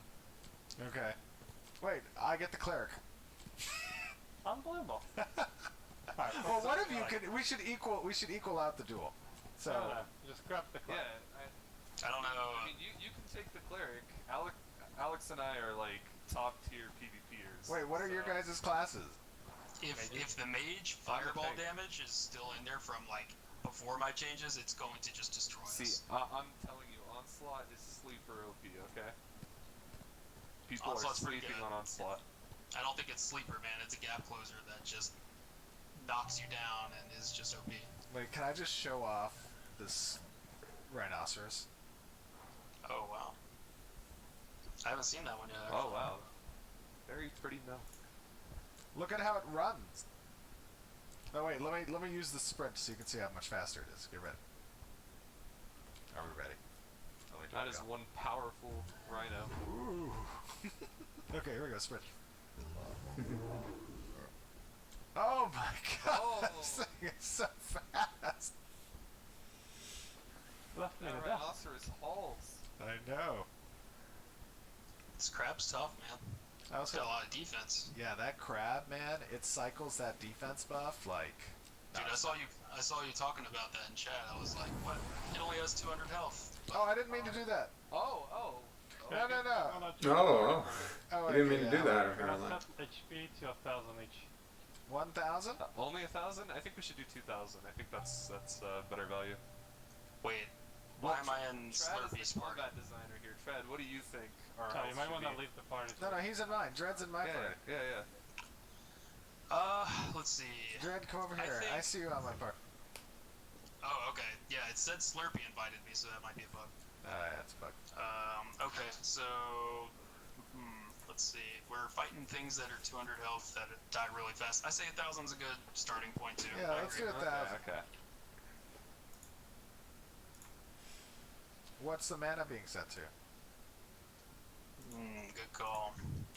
Oh wait, I have a problem. Mana. I have a problem. I can't set my health to 1,000 because it doesn't set my cap. Oh, okay. We gotta. So you guys gotta match my health. Let's match this. Alright, wait, it's 2764.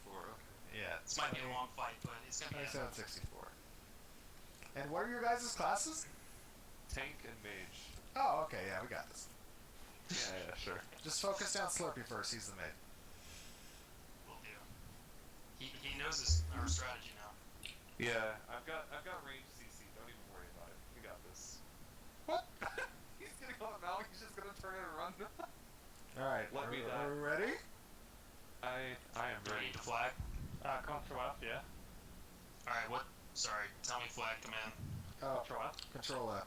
Yeah. Make sure we highlight it red. Yeah, the little circle on the ground will be red. All right, here we go. Good luck.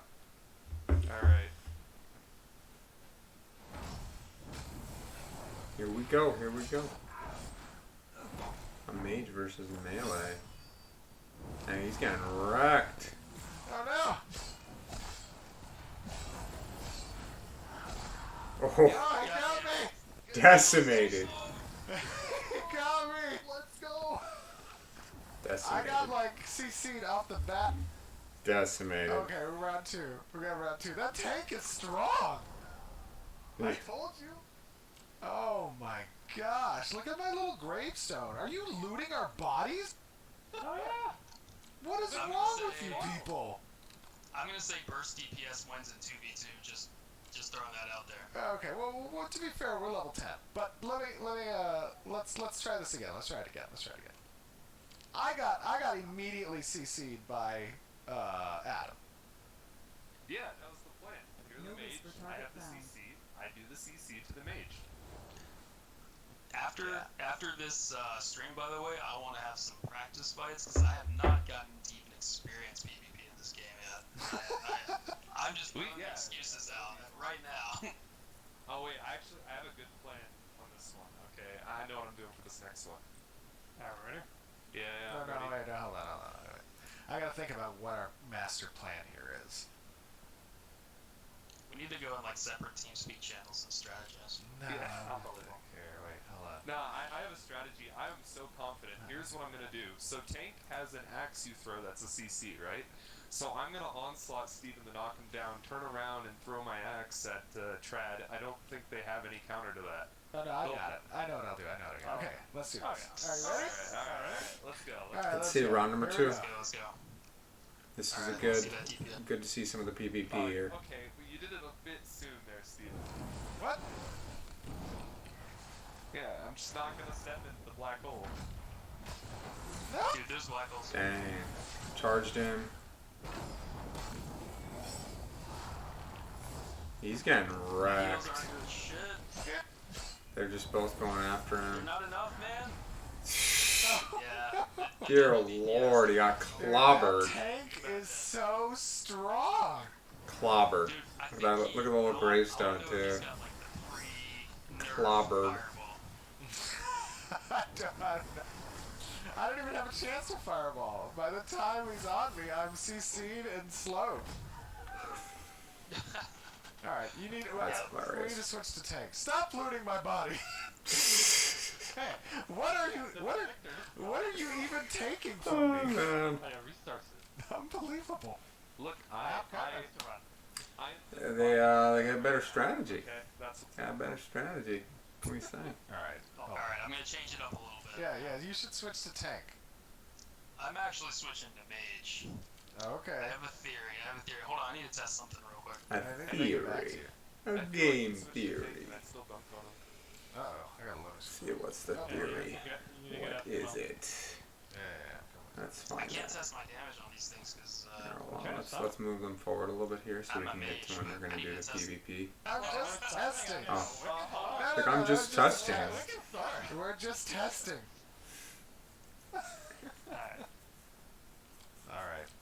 What are we doing? Wait, are you a mage?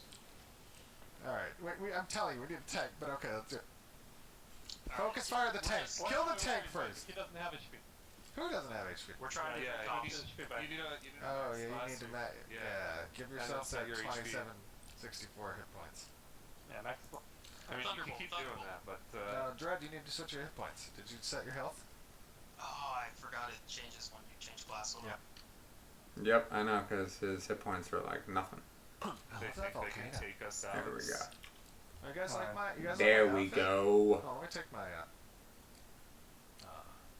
let my hair down for this. There we go. Oh, your HP. Yeah. Oh, dang. Letting the hair down. I needed to let my hair Gloves down. are off. Here we go. Here we go. What? Yeah, you gotta Just reset. your vitality get updated. Alright. Wait, hold on. Let me set my mana. No whisper target found. We don't even have to set mana over here. We're just that good. The fights end too quick. Alright, I'm ready. Should I wear my helmet or not? Or let my hair flow? No, just let it, because otherwise it's gonna. Let it flow. Let it flow. Let it go. Ready. Alright, go. Here we go. Go, go, go, go, go. Oh, yeah, he's getting charged, man. No! Yeah. I got stuck to the button! Oh, man, yeah. Steven needs to work on his PvP skills.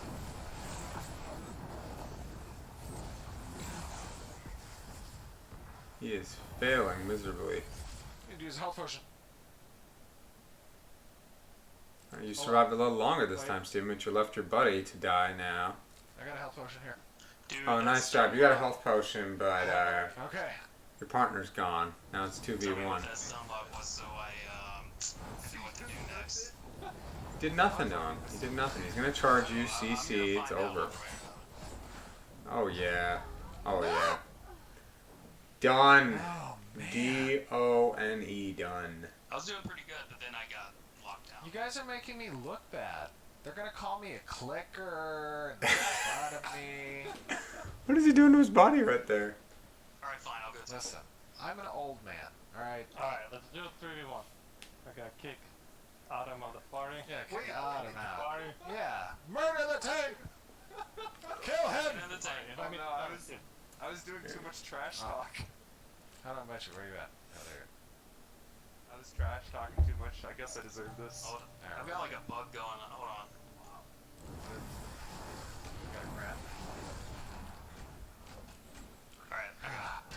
Listen, I just want the broader audience to know that my strengths are at, helping to design the systems of the game, not so much playing the game. You know what I Me mean? too, me too. Yeah. Alright, ready? The age of my PvP days have long since passed. Long We'll since refine this, 'cause we past. have something to aspire to. Ah! Oh, I got a CC animation.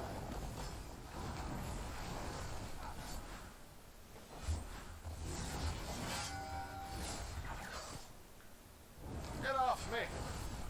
Look at how strong he is. Oh, I'm I out of opened mana. the console on accident. Oh no. Got him!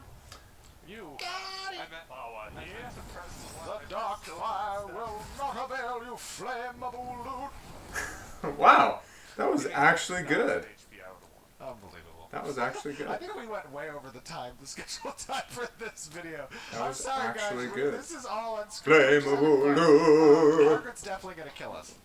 Yeah, Steve was like, oh, it'll take 10, 15 minutes. 10, 15, 30, whatever. And I know we have a bunch of other stuff planned for this stream too. I think people will enjoy every minute of this. You're just gonna cut back and she's gonna be like disapprovingly looking into the camera. Unbelievable. But anyways, guys, we'll see you back on stream. Slurpee, Dread, Autumn, thanks for joining us. Aw, Had a lot man. of fun with you guys. Keep up the amazing work. The More. community That would have been fun. appreciates your See more hard of them clobbering each sacrifices other. to make Ashes the most amazing MMO possible. We will see you guys back on the stream. Bye, everybody. Bye. Alright, well, Steven, I just want to. I have so many things to say. Hold on. I just want to comment, just real quick. Alright. So, you think about, sports teams, right? There are coaches who are really good at coaching, but they can't get out there on the field and play per se, right? You know what I mean? Like, that's how I feel a little bit. He's good at coaching, but he can't do the actual PvP. I mean, another thing is, I get pulled in 100 different directions each day at the studio, okay? So I don't have a lot of time to get in and play and perfect my prowess in PvP per se, okay? So I just want to throw that out there, like, you know, that's don't beat me up too hard on it. I think one of the questions that was asked here was in particularly about CC breaks and things like that. I saw. Oh yeah, sure. Yeah, it's something I would just keep in mind, guys, as you're seeing this. You're seeing like, level. Blinked out of that, and he was like, "I Well, could." I could. It was funny. Something to keep in mind. This is level 10 gameplay, right? Our level cap at launch is 50. So a lot of things that you're thinking about, like CC breaks and different types of like skills, those probably won't really come on until a little bit later in the skill progression of a particular class, so to speak. So. Think about other MMOs you've played and what it felt like to play at level 10 versus what it felt like to play, at level 50 or something. And I would use that as a metric of comparison. Yeah. It's also not done yet. Like there's a lot of stuff that we're kind of playing with on the CC break side. Some stuff that we have some cool ideas that we want to test out, but we got to test them out first, and we got to make Steven sure got wrecked by CC. everybody likes them. So there's Wrecked. still a lot of stuff happening in that phase. So just keep your eyes peeled. Anything else on the design front you guys want to talk about or mention before we head on? Obviously, I know, Jeff, your team has been working on a lot of stuff. I don't know if you want to kind of talk a little bit about that before we go into some of the other departments. Yeah, I mean, we're doing a lot of content stuff. I mean, I think you guys saw that all the quests that were in there in that one little section, we're trying to put them in cool, interesting places that you can discover and kind of have. So we've got a little under 30 minutes left here, so I'm probably going to go over my 2-hour threshold, even though my stomach is starting to feel a little bit of jingles and tingles, but I want to try to finish this stream. So yeah, they're doing a great job doing some cool things that now that we have a little bit of time to actually kind of like play with, these quests are getting more interesting. And there's I got a few viewers right now. Can I ask, how's the volume? Is it good? Can you hear the video? And then we also there's some really cool bosses, some open world bosses that my guys are working on right now. You can barely hear anyone talking. Sized bosses or bosses that are tuned to party size, and then there's one raid boss which should be pretty incredible, like a true raid boss with true raid mechanics that you'll be able to find out in the open world too. How about now? Is it any? Come this alpha, so. Okay. Yeah, so we're doing some Dirty really cool Cow stuff on the says content good side. volume. Is it good? Is it too loud? That was the thing I was worried about. If it was too loud. So it should be fun. For sure. It's not too loud. I mean, you can probably adjust, but I just want to make sure because I know Guys and gals are doing a great job. I've gotten The whole feedback team, on both very proud of the ends, whole team, depending. honestly. Watching you guys out there in the community, you get to watch the progression. You can go back, in the old school days of. Cuba, I don't know. Maybe if you want to adjust on your end, if that's the reason. Why? Because I have the volume at max right now. So I'm testing that. There's a lot of progress being made. Barely hear you. I love the fact that we decided to go with the transparent development process. Barely hear me or the video? Double-edged sword, but okay, at the same time, you can it's barely really hear people from the rewarding to video. just watch the progress. Interesting. And I hope you guys have enjoyed it. Keeping in mind that things will still be polished and progress, and things will change, and not everything is there now, but you get to come along for that ride as we're building everything. Yeah, this isn't the. There will be many updates to the game. Do not fret. Yeah, we got a long road ahead, but it's cool to see it coming together, right? Like this Dirty is a Cow way says. for us to kind of vet things You out heard the real video quick fine and be like, okay, this is not working. Oh, okay. All right, I'll maybe shut if up we then. push this a little bit further in this direction, it'll work and it'll be awesome. So there's a lot of we're playing with some of these spaces. How about Cuba and Videx? Is that the same with you? So if I stop talking, you can hear them better? So I'm going to stop talking and you tell me, okay? This too, just to get your feedback as well. So part of that is being quick and putting stuff in quick so you guys can get quick feedback to it. And I would also like to point out one other thing real quick. In that fight, when I ran away from Dread, I had full confidence that Trad was going to be able to keep himself alive because he was a healer, right? And I needed to drink a potion. So basically, I need to shut the hell up, okay? So, like, that was a tactical. No. You're not. You're not. I'm asking for feedback. Don't worry. That you're fine. You're doing fine. This is important. I need to know this. Like, I'm still a novice in this. So your feedback helps. So don't worry about it. You're doing fine. Full retreat to come back at a later date and hopefully save Trad, but he died a little faster than I expected. So, Trad, you're gonna have to work. It was your fault, Trad. So I'll try to pause more.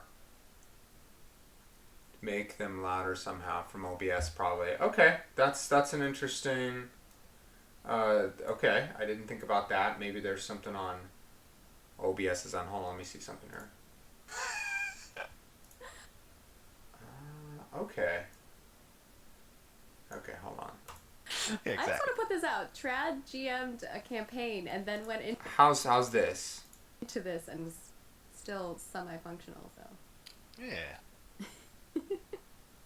Alright. Well, we're going to move on to our... Got it. Hey Cuba, thanks. I didn't think about that. Preference, Checking if the you guys have OBS anything else and you wanna add to that. And it obviously we was have I had it lowered, not low, but it was about half. So I raised it up a bit. So awesome, you guys are great. You're a dad, will you? We have some design questions. That's I'm a little uncomfortable answering that question, but what I'll say is that I have two already, and my wife and I talked about it, and we're happy with two. So it's nothing personal. I'm sure that you're an aggressively passive person, but yeah, I'm good. Yeah.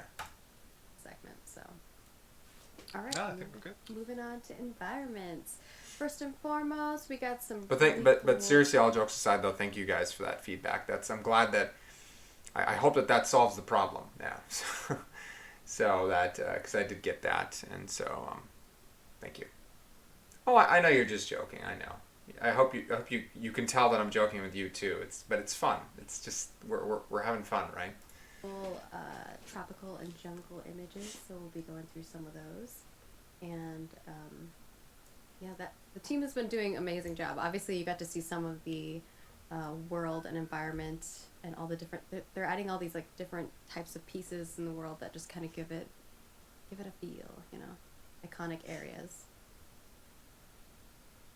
Yeah, the environment team obviously does a great job. In that video, you might have noticed that there was a lacking of vegetation and some grass.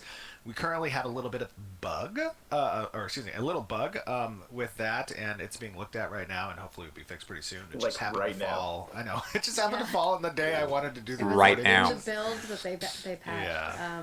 But obviously in these screenshots you Thanks can for see that clarification, that there's vegetation and grass. This one's my favorite. Is like the vines. Am I an alpha tester as well? I am not. Or are you? I guess. I'm not. I'm a casual gamer, so alphas are not really my thing. Beta is something I'm interested in. I'm generally interested in that. I don't think that'll be this year. Probably maybe next year. But I'm gonna be following the game closely. But so yeah, that answers your question. Yeah. That are coming down. Those Oh, are yeah. really cool. Yeah, the Some of environment different team fonts. always does a top-notch job in making these beautiful areas. I think Mia worked on. I just some of discovered that this coastal, game, polish. with literally in the these, last 2 weeks. rocks kind of jetting Somehow, out of the ground, apparently I'm living vegetation. under a rock. I love that. Nice touch. But I'm And very then we intrigued and I'm have, very interested. A ruins area.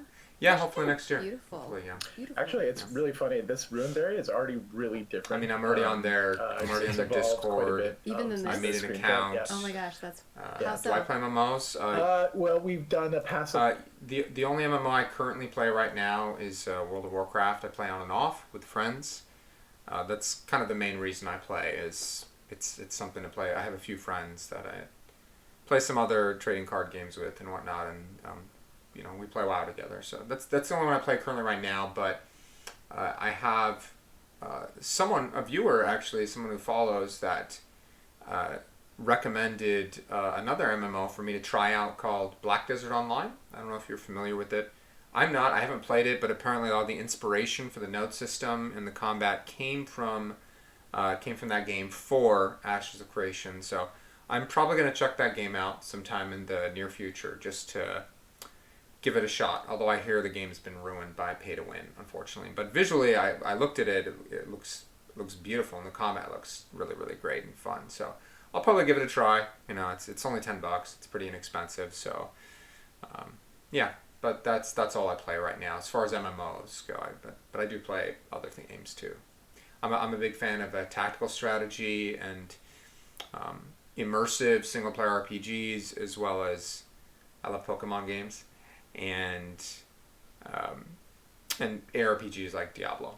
Of the corruption that exists in this area, and some of the effects that it's had on the terrain. So there's already been like a lot of changes, just based on sort of the iterative process.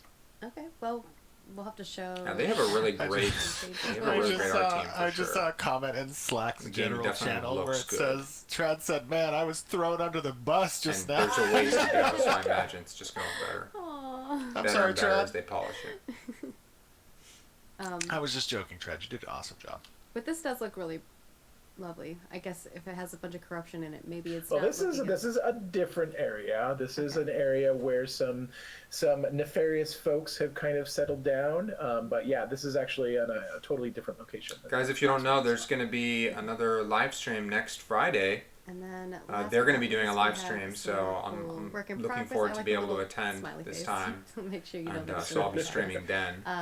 If you're interested in coming and the different processes and joining me on that. If not, then you can always. I'll be streaming it. You can watch it afterwards. Like that big rock structure that we showed you in the past, and then you got to see. But I'm looking to. These are kind of work in progress, different pieces. Maybe have a question or two for them. Put it on their forums. Apparently, that's how you get your questions.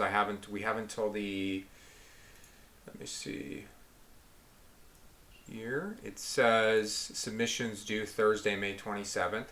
So I'm gonna finish doing my research by early next week, and then try and post a question there and see if we can get that answered on the stream. That would be really cool. Let me see. You're gonna be seeing in the game, and yeah, those particular pieces are for little underwater cave area. The above ground pieces. Looks pretty cool. The shipwreck that they have there is going to look pretty good too. I'm missing you guys an won't see joke that there. in future stream, but those are some the of those shipwreck's pieces. not in this one. I know. I pulled it out. I also pulled that out. But oh, you pulled it out. Okay. Yeah. Yeah, there was a shipwreck. Sorry. It's not on the screen now. It wasn't ready. It wasn't ready, but I think we did show it off to some other people. Moving on from environment, as we always say, environment is looking amazing. Looks like we're getting the Q&A here. Oh, there it is. Hold on. You guys So we saw this without the. We just saw the 3D model. Oh, that looks beautiful. Terrapin in its. Oh, I want that. Infancy, you might say. The gray I box want version that. of it. Now you're kind of getting to see it with all of its pretty textures and colors. Nice. This is really cool. Very. I designed this creature, and it's so cool seeing it come to life. Every time I see something, I'm like, so. Yeah. We're geeking out. We're geeking out. Yeah, he's super cool. He has creepy eyes. Yeah, he's got 4 eyes, I think is. Beautiful creature. Is happening. And we can ride it. And then we have. What have we here? Another creation by Jinsey. So cool. Yeah, and I love the Kieran. Jeff, you said one of these will be a mount and one is like a creature variant. Nice. Yep. Ooh. Yep. So one is going to be the Very nice. One should be something you find out in the world. Very nice. And these are in-game achievables. So not cosmetic. Right. Yeah. And then the next one is our Howling Ridge Ox. Which I believe is the Happy Year of the Ox, December everyone. set. Oh yeah, it's Year of the Ox. That's right. I was born. Is that Year of the rock Ox. or you're an ice? ox? Maybe. Yeah. I'm a goat. 1985. I'm a rabbit. Yeah, We should that form a was cool. superhero team. Oh yeah. Love it. Don't they already have that? It's like Guardian of the Galaxy. This is really cool. This is like the non-textured version so far, but the model. And maybe next month I'll show you the final version. And then Sweet. next up we have some more water creatures. So we have little fish. You can kind of see the Fishy. size. Oh, there's also stingray! stingrays. That's awesome. I love You're stingray. trying to Oh, see yeah. the creation process of the stingrays here. Yeah, one of the things that I really dislike. I've been on a cruise to the Caribbean in the past, and we got to go to this area called Stingray City, and we got to get real up close and personal with some stingrays, and it was pretty awesome. About some MMOs They get a bad I've rap played for in the way they look, past but they're with actually regards to really- water is that they always feel very empty from like just a fish They're very standpoint. friendly. You never really see like They really lots can of be. fish going around. Now, obviously, you can get away with a lot, keeping The those baby ones are fish so more, cute 'cause they just go like this. client side, right? They don't have to Splashing go in and out of across the the water. river or anything, but at least it can populate the ocean so that it's pretty and has life in it, and that's part of I think creating these look great, and I think they're just going to really bring to life that area. Yeah. Yeah, I mean, we're gonna have like so much water content. Like, we really want to make sure that it's just as well taken care of as our overlands. Yeah. Well, this A giant particular kraken comes stingray, and eats your Sure. ship. this particular stingray, I think is actually an NPC, but the other little fish, those would just An be kind NPC, of more wow. like effects of clients. They would be Ambiance. targetable or anything. Okay. Yeah. We'll just be swimming around. And then next up, I just kind of want to show them off. They look really cool. We've got the protector armor, which I know Steven tweeted and shared off on our social. And Oh yeah, this is give a little Eli. link. Yeah. Eli did this armor. This is the Protector's armor. I think he did a great job with it. I love the detail. Protector, that's the probably material the work on it. I think archetype it looks very mixture. good. It's Something sick. with a tank. No leg day. What are you guys talking about? Yeah, the textures are really cool. Do you Yeah, guys the weight like? of that cloak is pretty nice too. Do you like wearing a If you look helmet, at or the do you armor, prefer they actually just have a have very it non-visible and neat show your design. face? I don't know. It depends. Most of the time, I feel like I like to and have then the my face next showing. two are more Just because you spend all that concept time. And it references. depends. Like So if the you're a first one dwarf and you got a is big the beard, you Solari kind of want that area. out. Like imagery. I don't know. That's just me. It Oh, depends on the yes. armor, I guess, and the That's character. cool. But I tend to like to I have think my this face is showing. Ricky Or not this Ho one. worked on this one, right? I think this is Ricky's piece. So obviously, these concept images, they give environment great direction on the construction of these specific levels that design is intending to create around an environment then can implement based off of some of these concepts. And I think it's a great job that the concept team does in kind of bringing to life these ideas and giving that resource to environment and character to create around. Yeah. Yeah, because everybody kind of an anchor to work from, and it's really nice to be really quickly. Design can say like, oh well, we wanted something else. I know we said something, but we meant. You want to know something funny? I just noticed the Thomas the Tank Engine right there. Fine, Jeff. I just noticed that. That's how little observation skills I possess. Something else, and concept is My that wife likes to nice point that out to bridge me all the between time. those two things. And again, to see this stuff starting to come to life is really cool. And then this one's the Solari camp, which I think we've shared out already Yeah, I on think I social if tweeted you've that. been staying tuned. But That purple fire. we like to have our updates be an all-encompassing thing. So if you miss something, you catch it all. But yeah, Gotta catch ya. Oh wait. Oh, very neat. And of course, hey, these Steven. really give a good mood. Did you and just make a honestly, Pokemon reference? Did, Did he just make a Pokemon reference? I think he did. I want to send Steven an email on that. Did we just become best friends? this image almost looks like what it is in game, right? It's crazy sometimes. I feel like Except this isn't you live, put so the that really concept wouldn't next to like the real make sense. game, it's almost the same. Yeah, it's definitely a testament to the talent of our artists Mhm. on all sides of the fence. And I think that's it. We'll move into our Q&A segment. All I right. hate to say it, but What's up? maybe Sarah can cut down a little bit of the Q&A because I have 12:30 that I cannot miss actually. Okay. Well, let's do. Let's try to get through 2 questions at least. Yeah. Oh yeah, for sure. Yeah, we got 20. We got 20 Yeah, we've minutes. got 20 What are we minutes. gonna do in Well, 20 minutes? I'm just saying 2 questions is probably are going to get in 20 minutes with you. Oh, wow!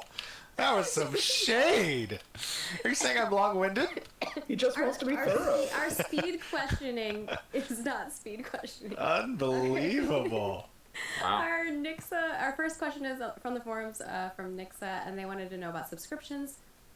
For the packs that include several months of game time, does that time automatically start at launch, or do you get to choose when it starts?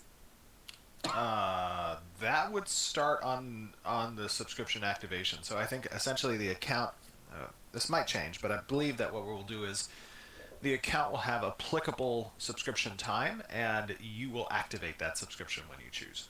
That sounds right. All right. I will make sure that is something that is possible.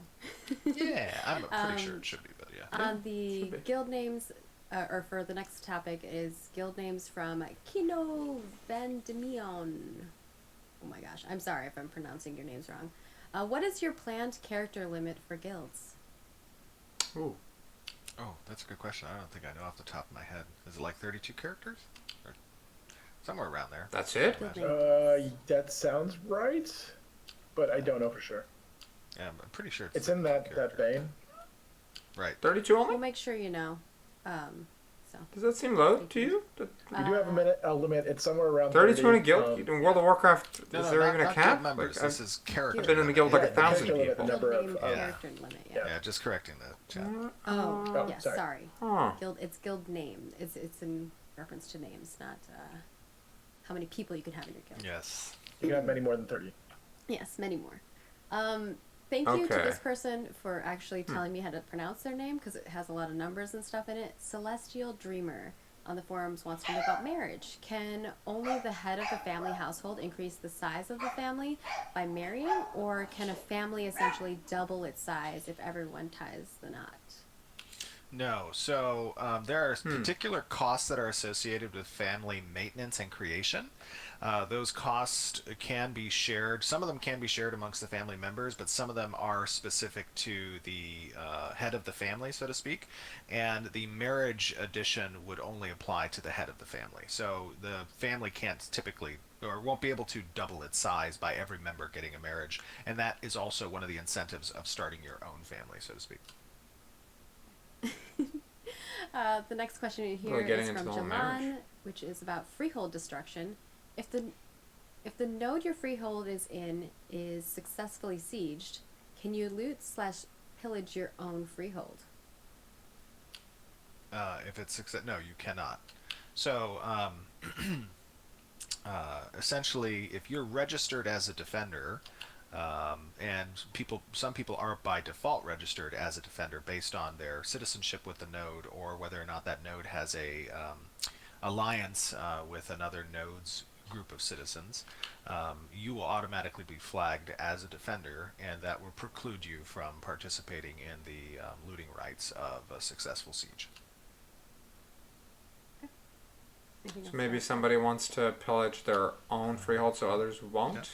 No, that's Power long through and these. short of it. We still got some more. So you're Capybara trying to make me be long-winded. I Yeah, now don't you have more to say? Yeah, exactly. Unbelievable. I'm in utter shock. I love it. Okay, Capybara Man wants to know about nodes. Will cities be influenced by the typography around them, or will they generate and expand on a flat plane? Currently, the way that the platform system is set up is it's capable of adjusting the topography of the node's footprint regardless of the surrounding terrain. So the reason for that is we want to have flexibility in the presentation of the node's layout and how it is essentially, both from an aesthetic standpoint as well as a mechanical standpoint with node sieges, how it's constructed. And that construction should have the ability to take on a variance of different types of topography. So it shouldn't be dependent on the surrounding area.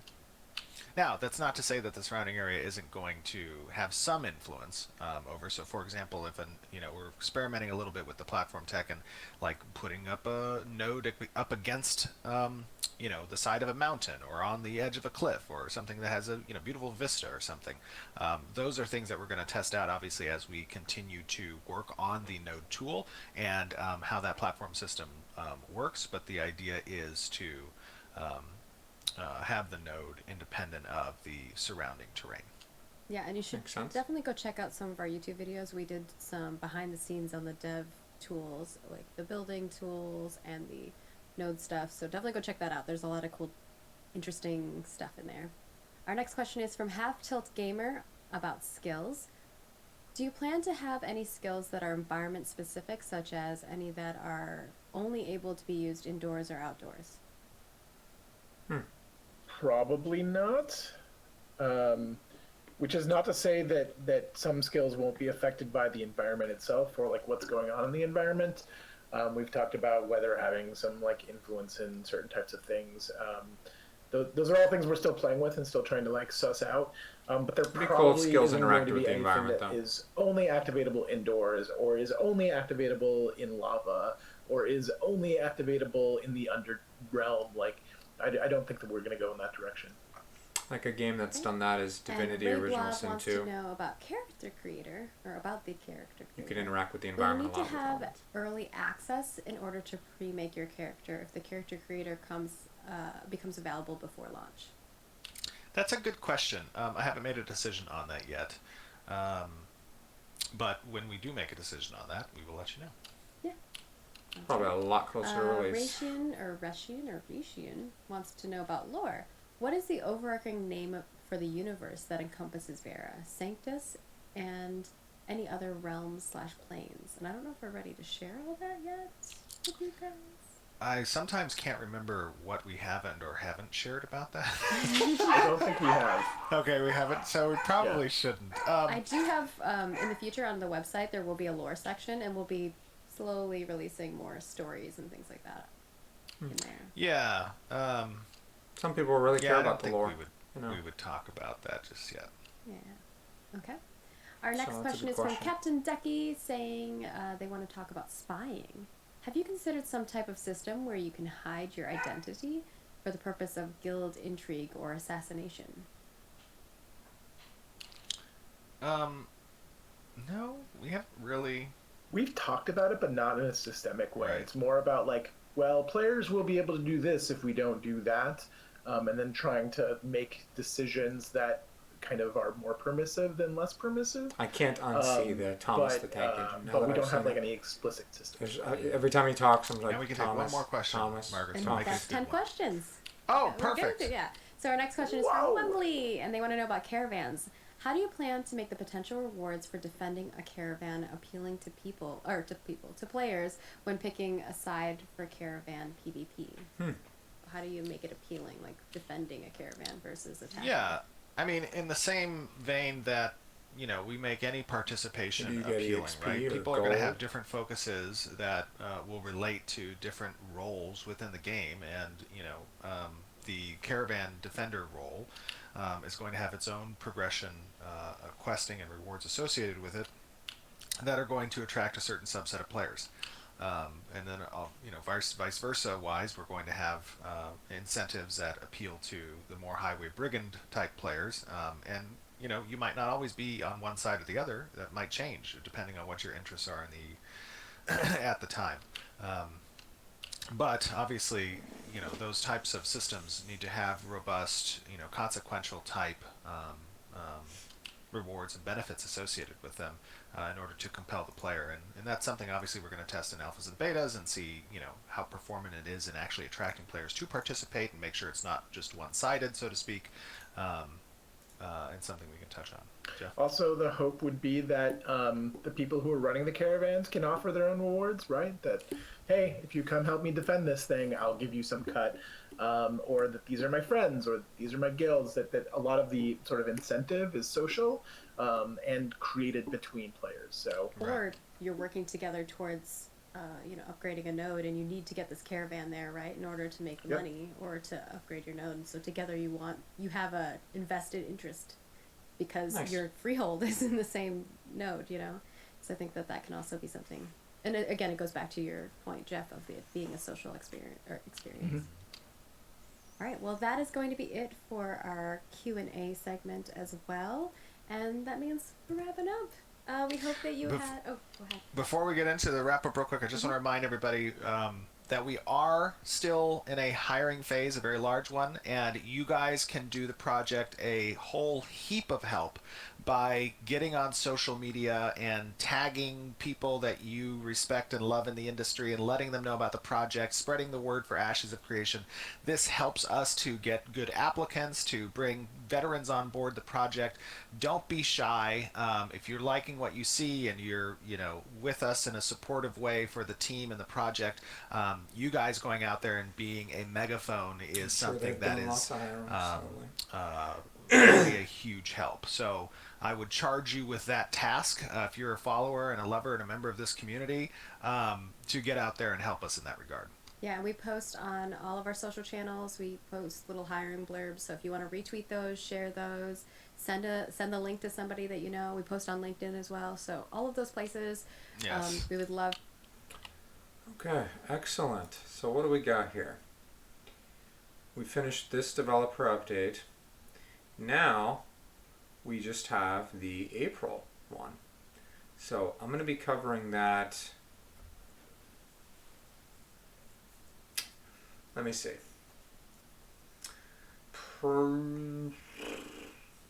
Either Sunday, probably not. Probably gonna have to hold off till Monday around the same time. So 12:30 to 2:30ish. In this case, I went over a bit on Pacific Standard Time. So I'll be covering that.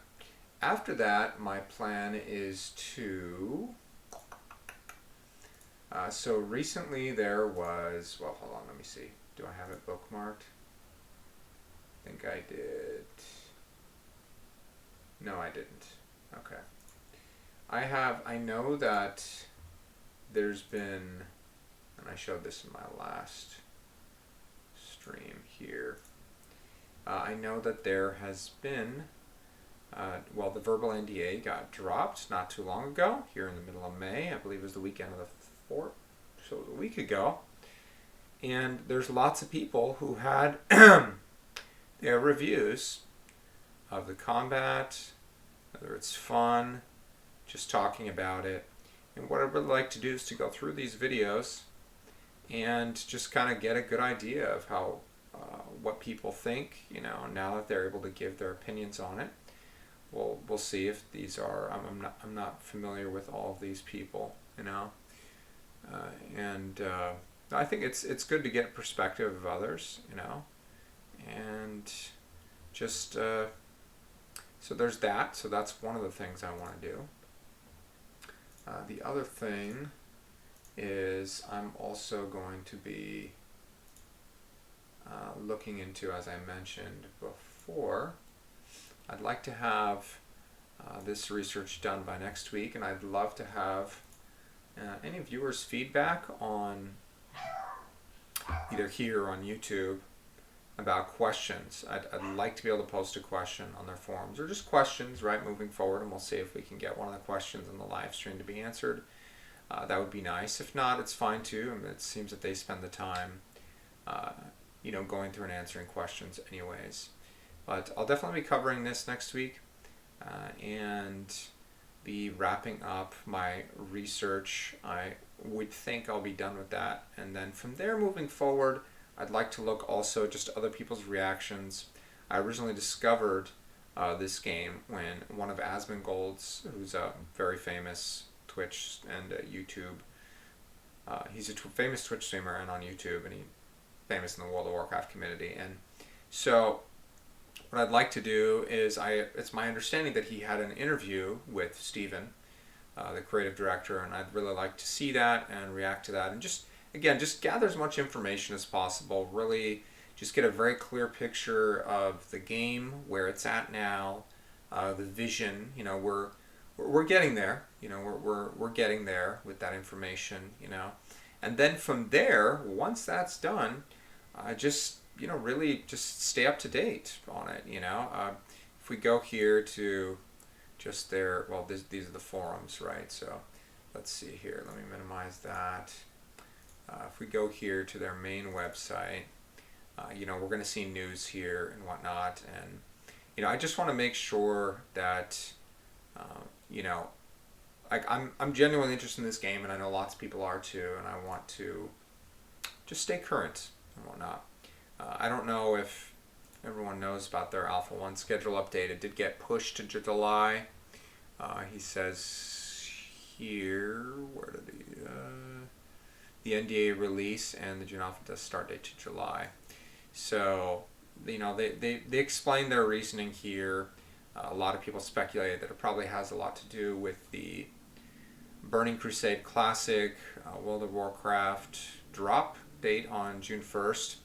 So that probably has a lot to do with it, because they know a lot of people are going to be playing the Burning Crusade, and they don't want people to have to choose between the two. So that makes sense. If that's true, it definitely makes sense. I don't blame them for doing that. Question is did Blizzard do that on purpose? Possibly, I don't know, but I wouldn't be surprised. I really wouldn't be. But other than that, as of now, I don't know why it annoys me just a little bit that these are not in order. Why isn't the 75 here, 150? But, so far right now, what I'm looking at is this pre-order pack just to support them. I'm not in a rush to do it, but, beta 2 test phase, 2 months of game time, some in-game currency marketplace. I'm assuming that's for transmogs and whatnot, as well as some cosmetics. So I'm looking at either that or this one. This one gives you beta 1 access too, so it really just depends. If I'm really loving the game and, we get a beta 1 announcement, and it's just at a time where I feel like it's something I'm genuinely interested in doing, then I may invest in that. So that's why I'm going to hold off. I'm going to hold off for the time being. I don't think there's any incentive to do it right now other than supporting development, but to be honest, it seems like they're doing pretty well with that. So I'm going to be holding off. But beta is definitely something I'm interested in. Alpha, not so much. I'm a casual gamer. It's not my cup of tea, and that's okay. There's going to be a lot of people covering it, so maybe we'll get to see them do that. And I know Asmongold's going to be covering it too, so we can watch and see some of the news there. So otherwise, yeah, let me go look at these because I saw wallpapers during the stream. I looked at it. It looks really cool. I like this one a lot, and this one, just picture captures of the scenery. This is pretty nice too. Let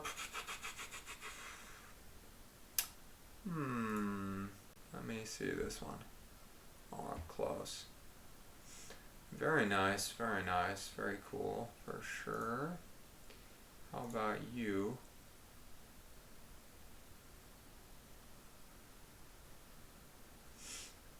Wow.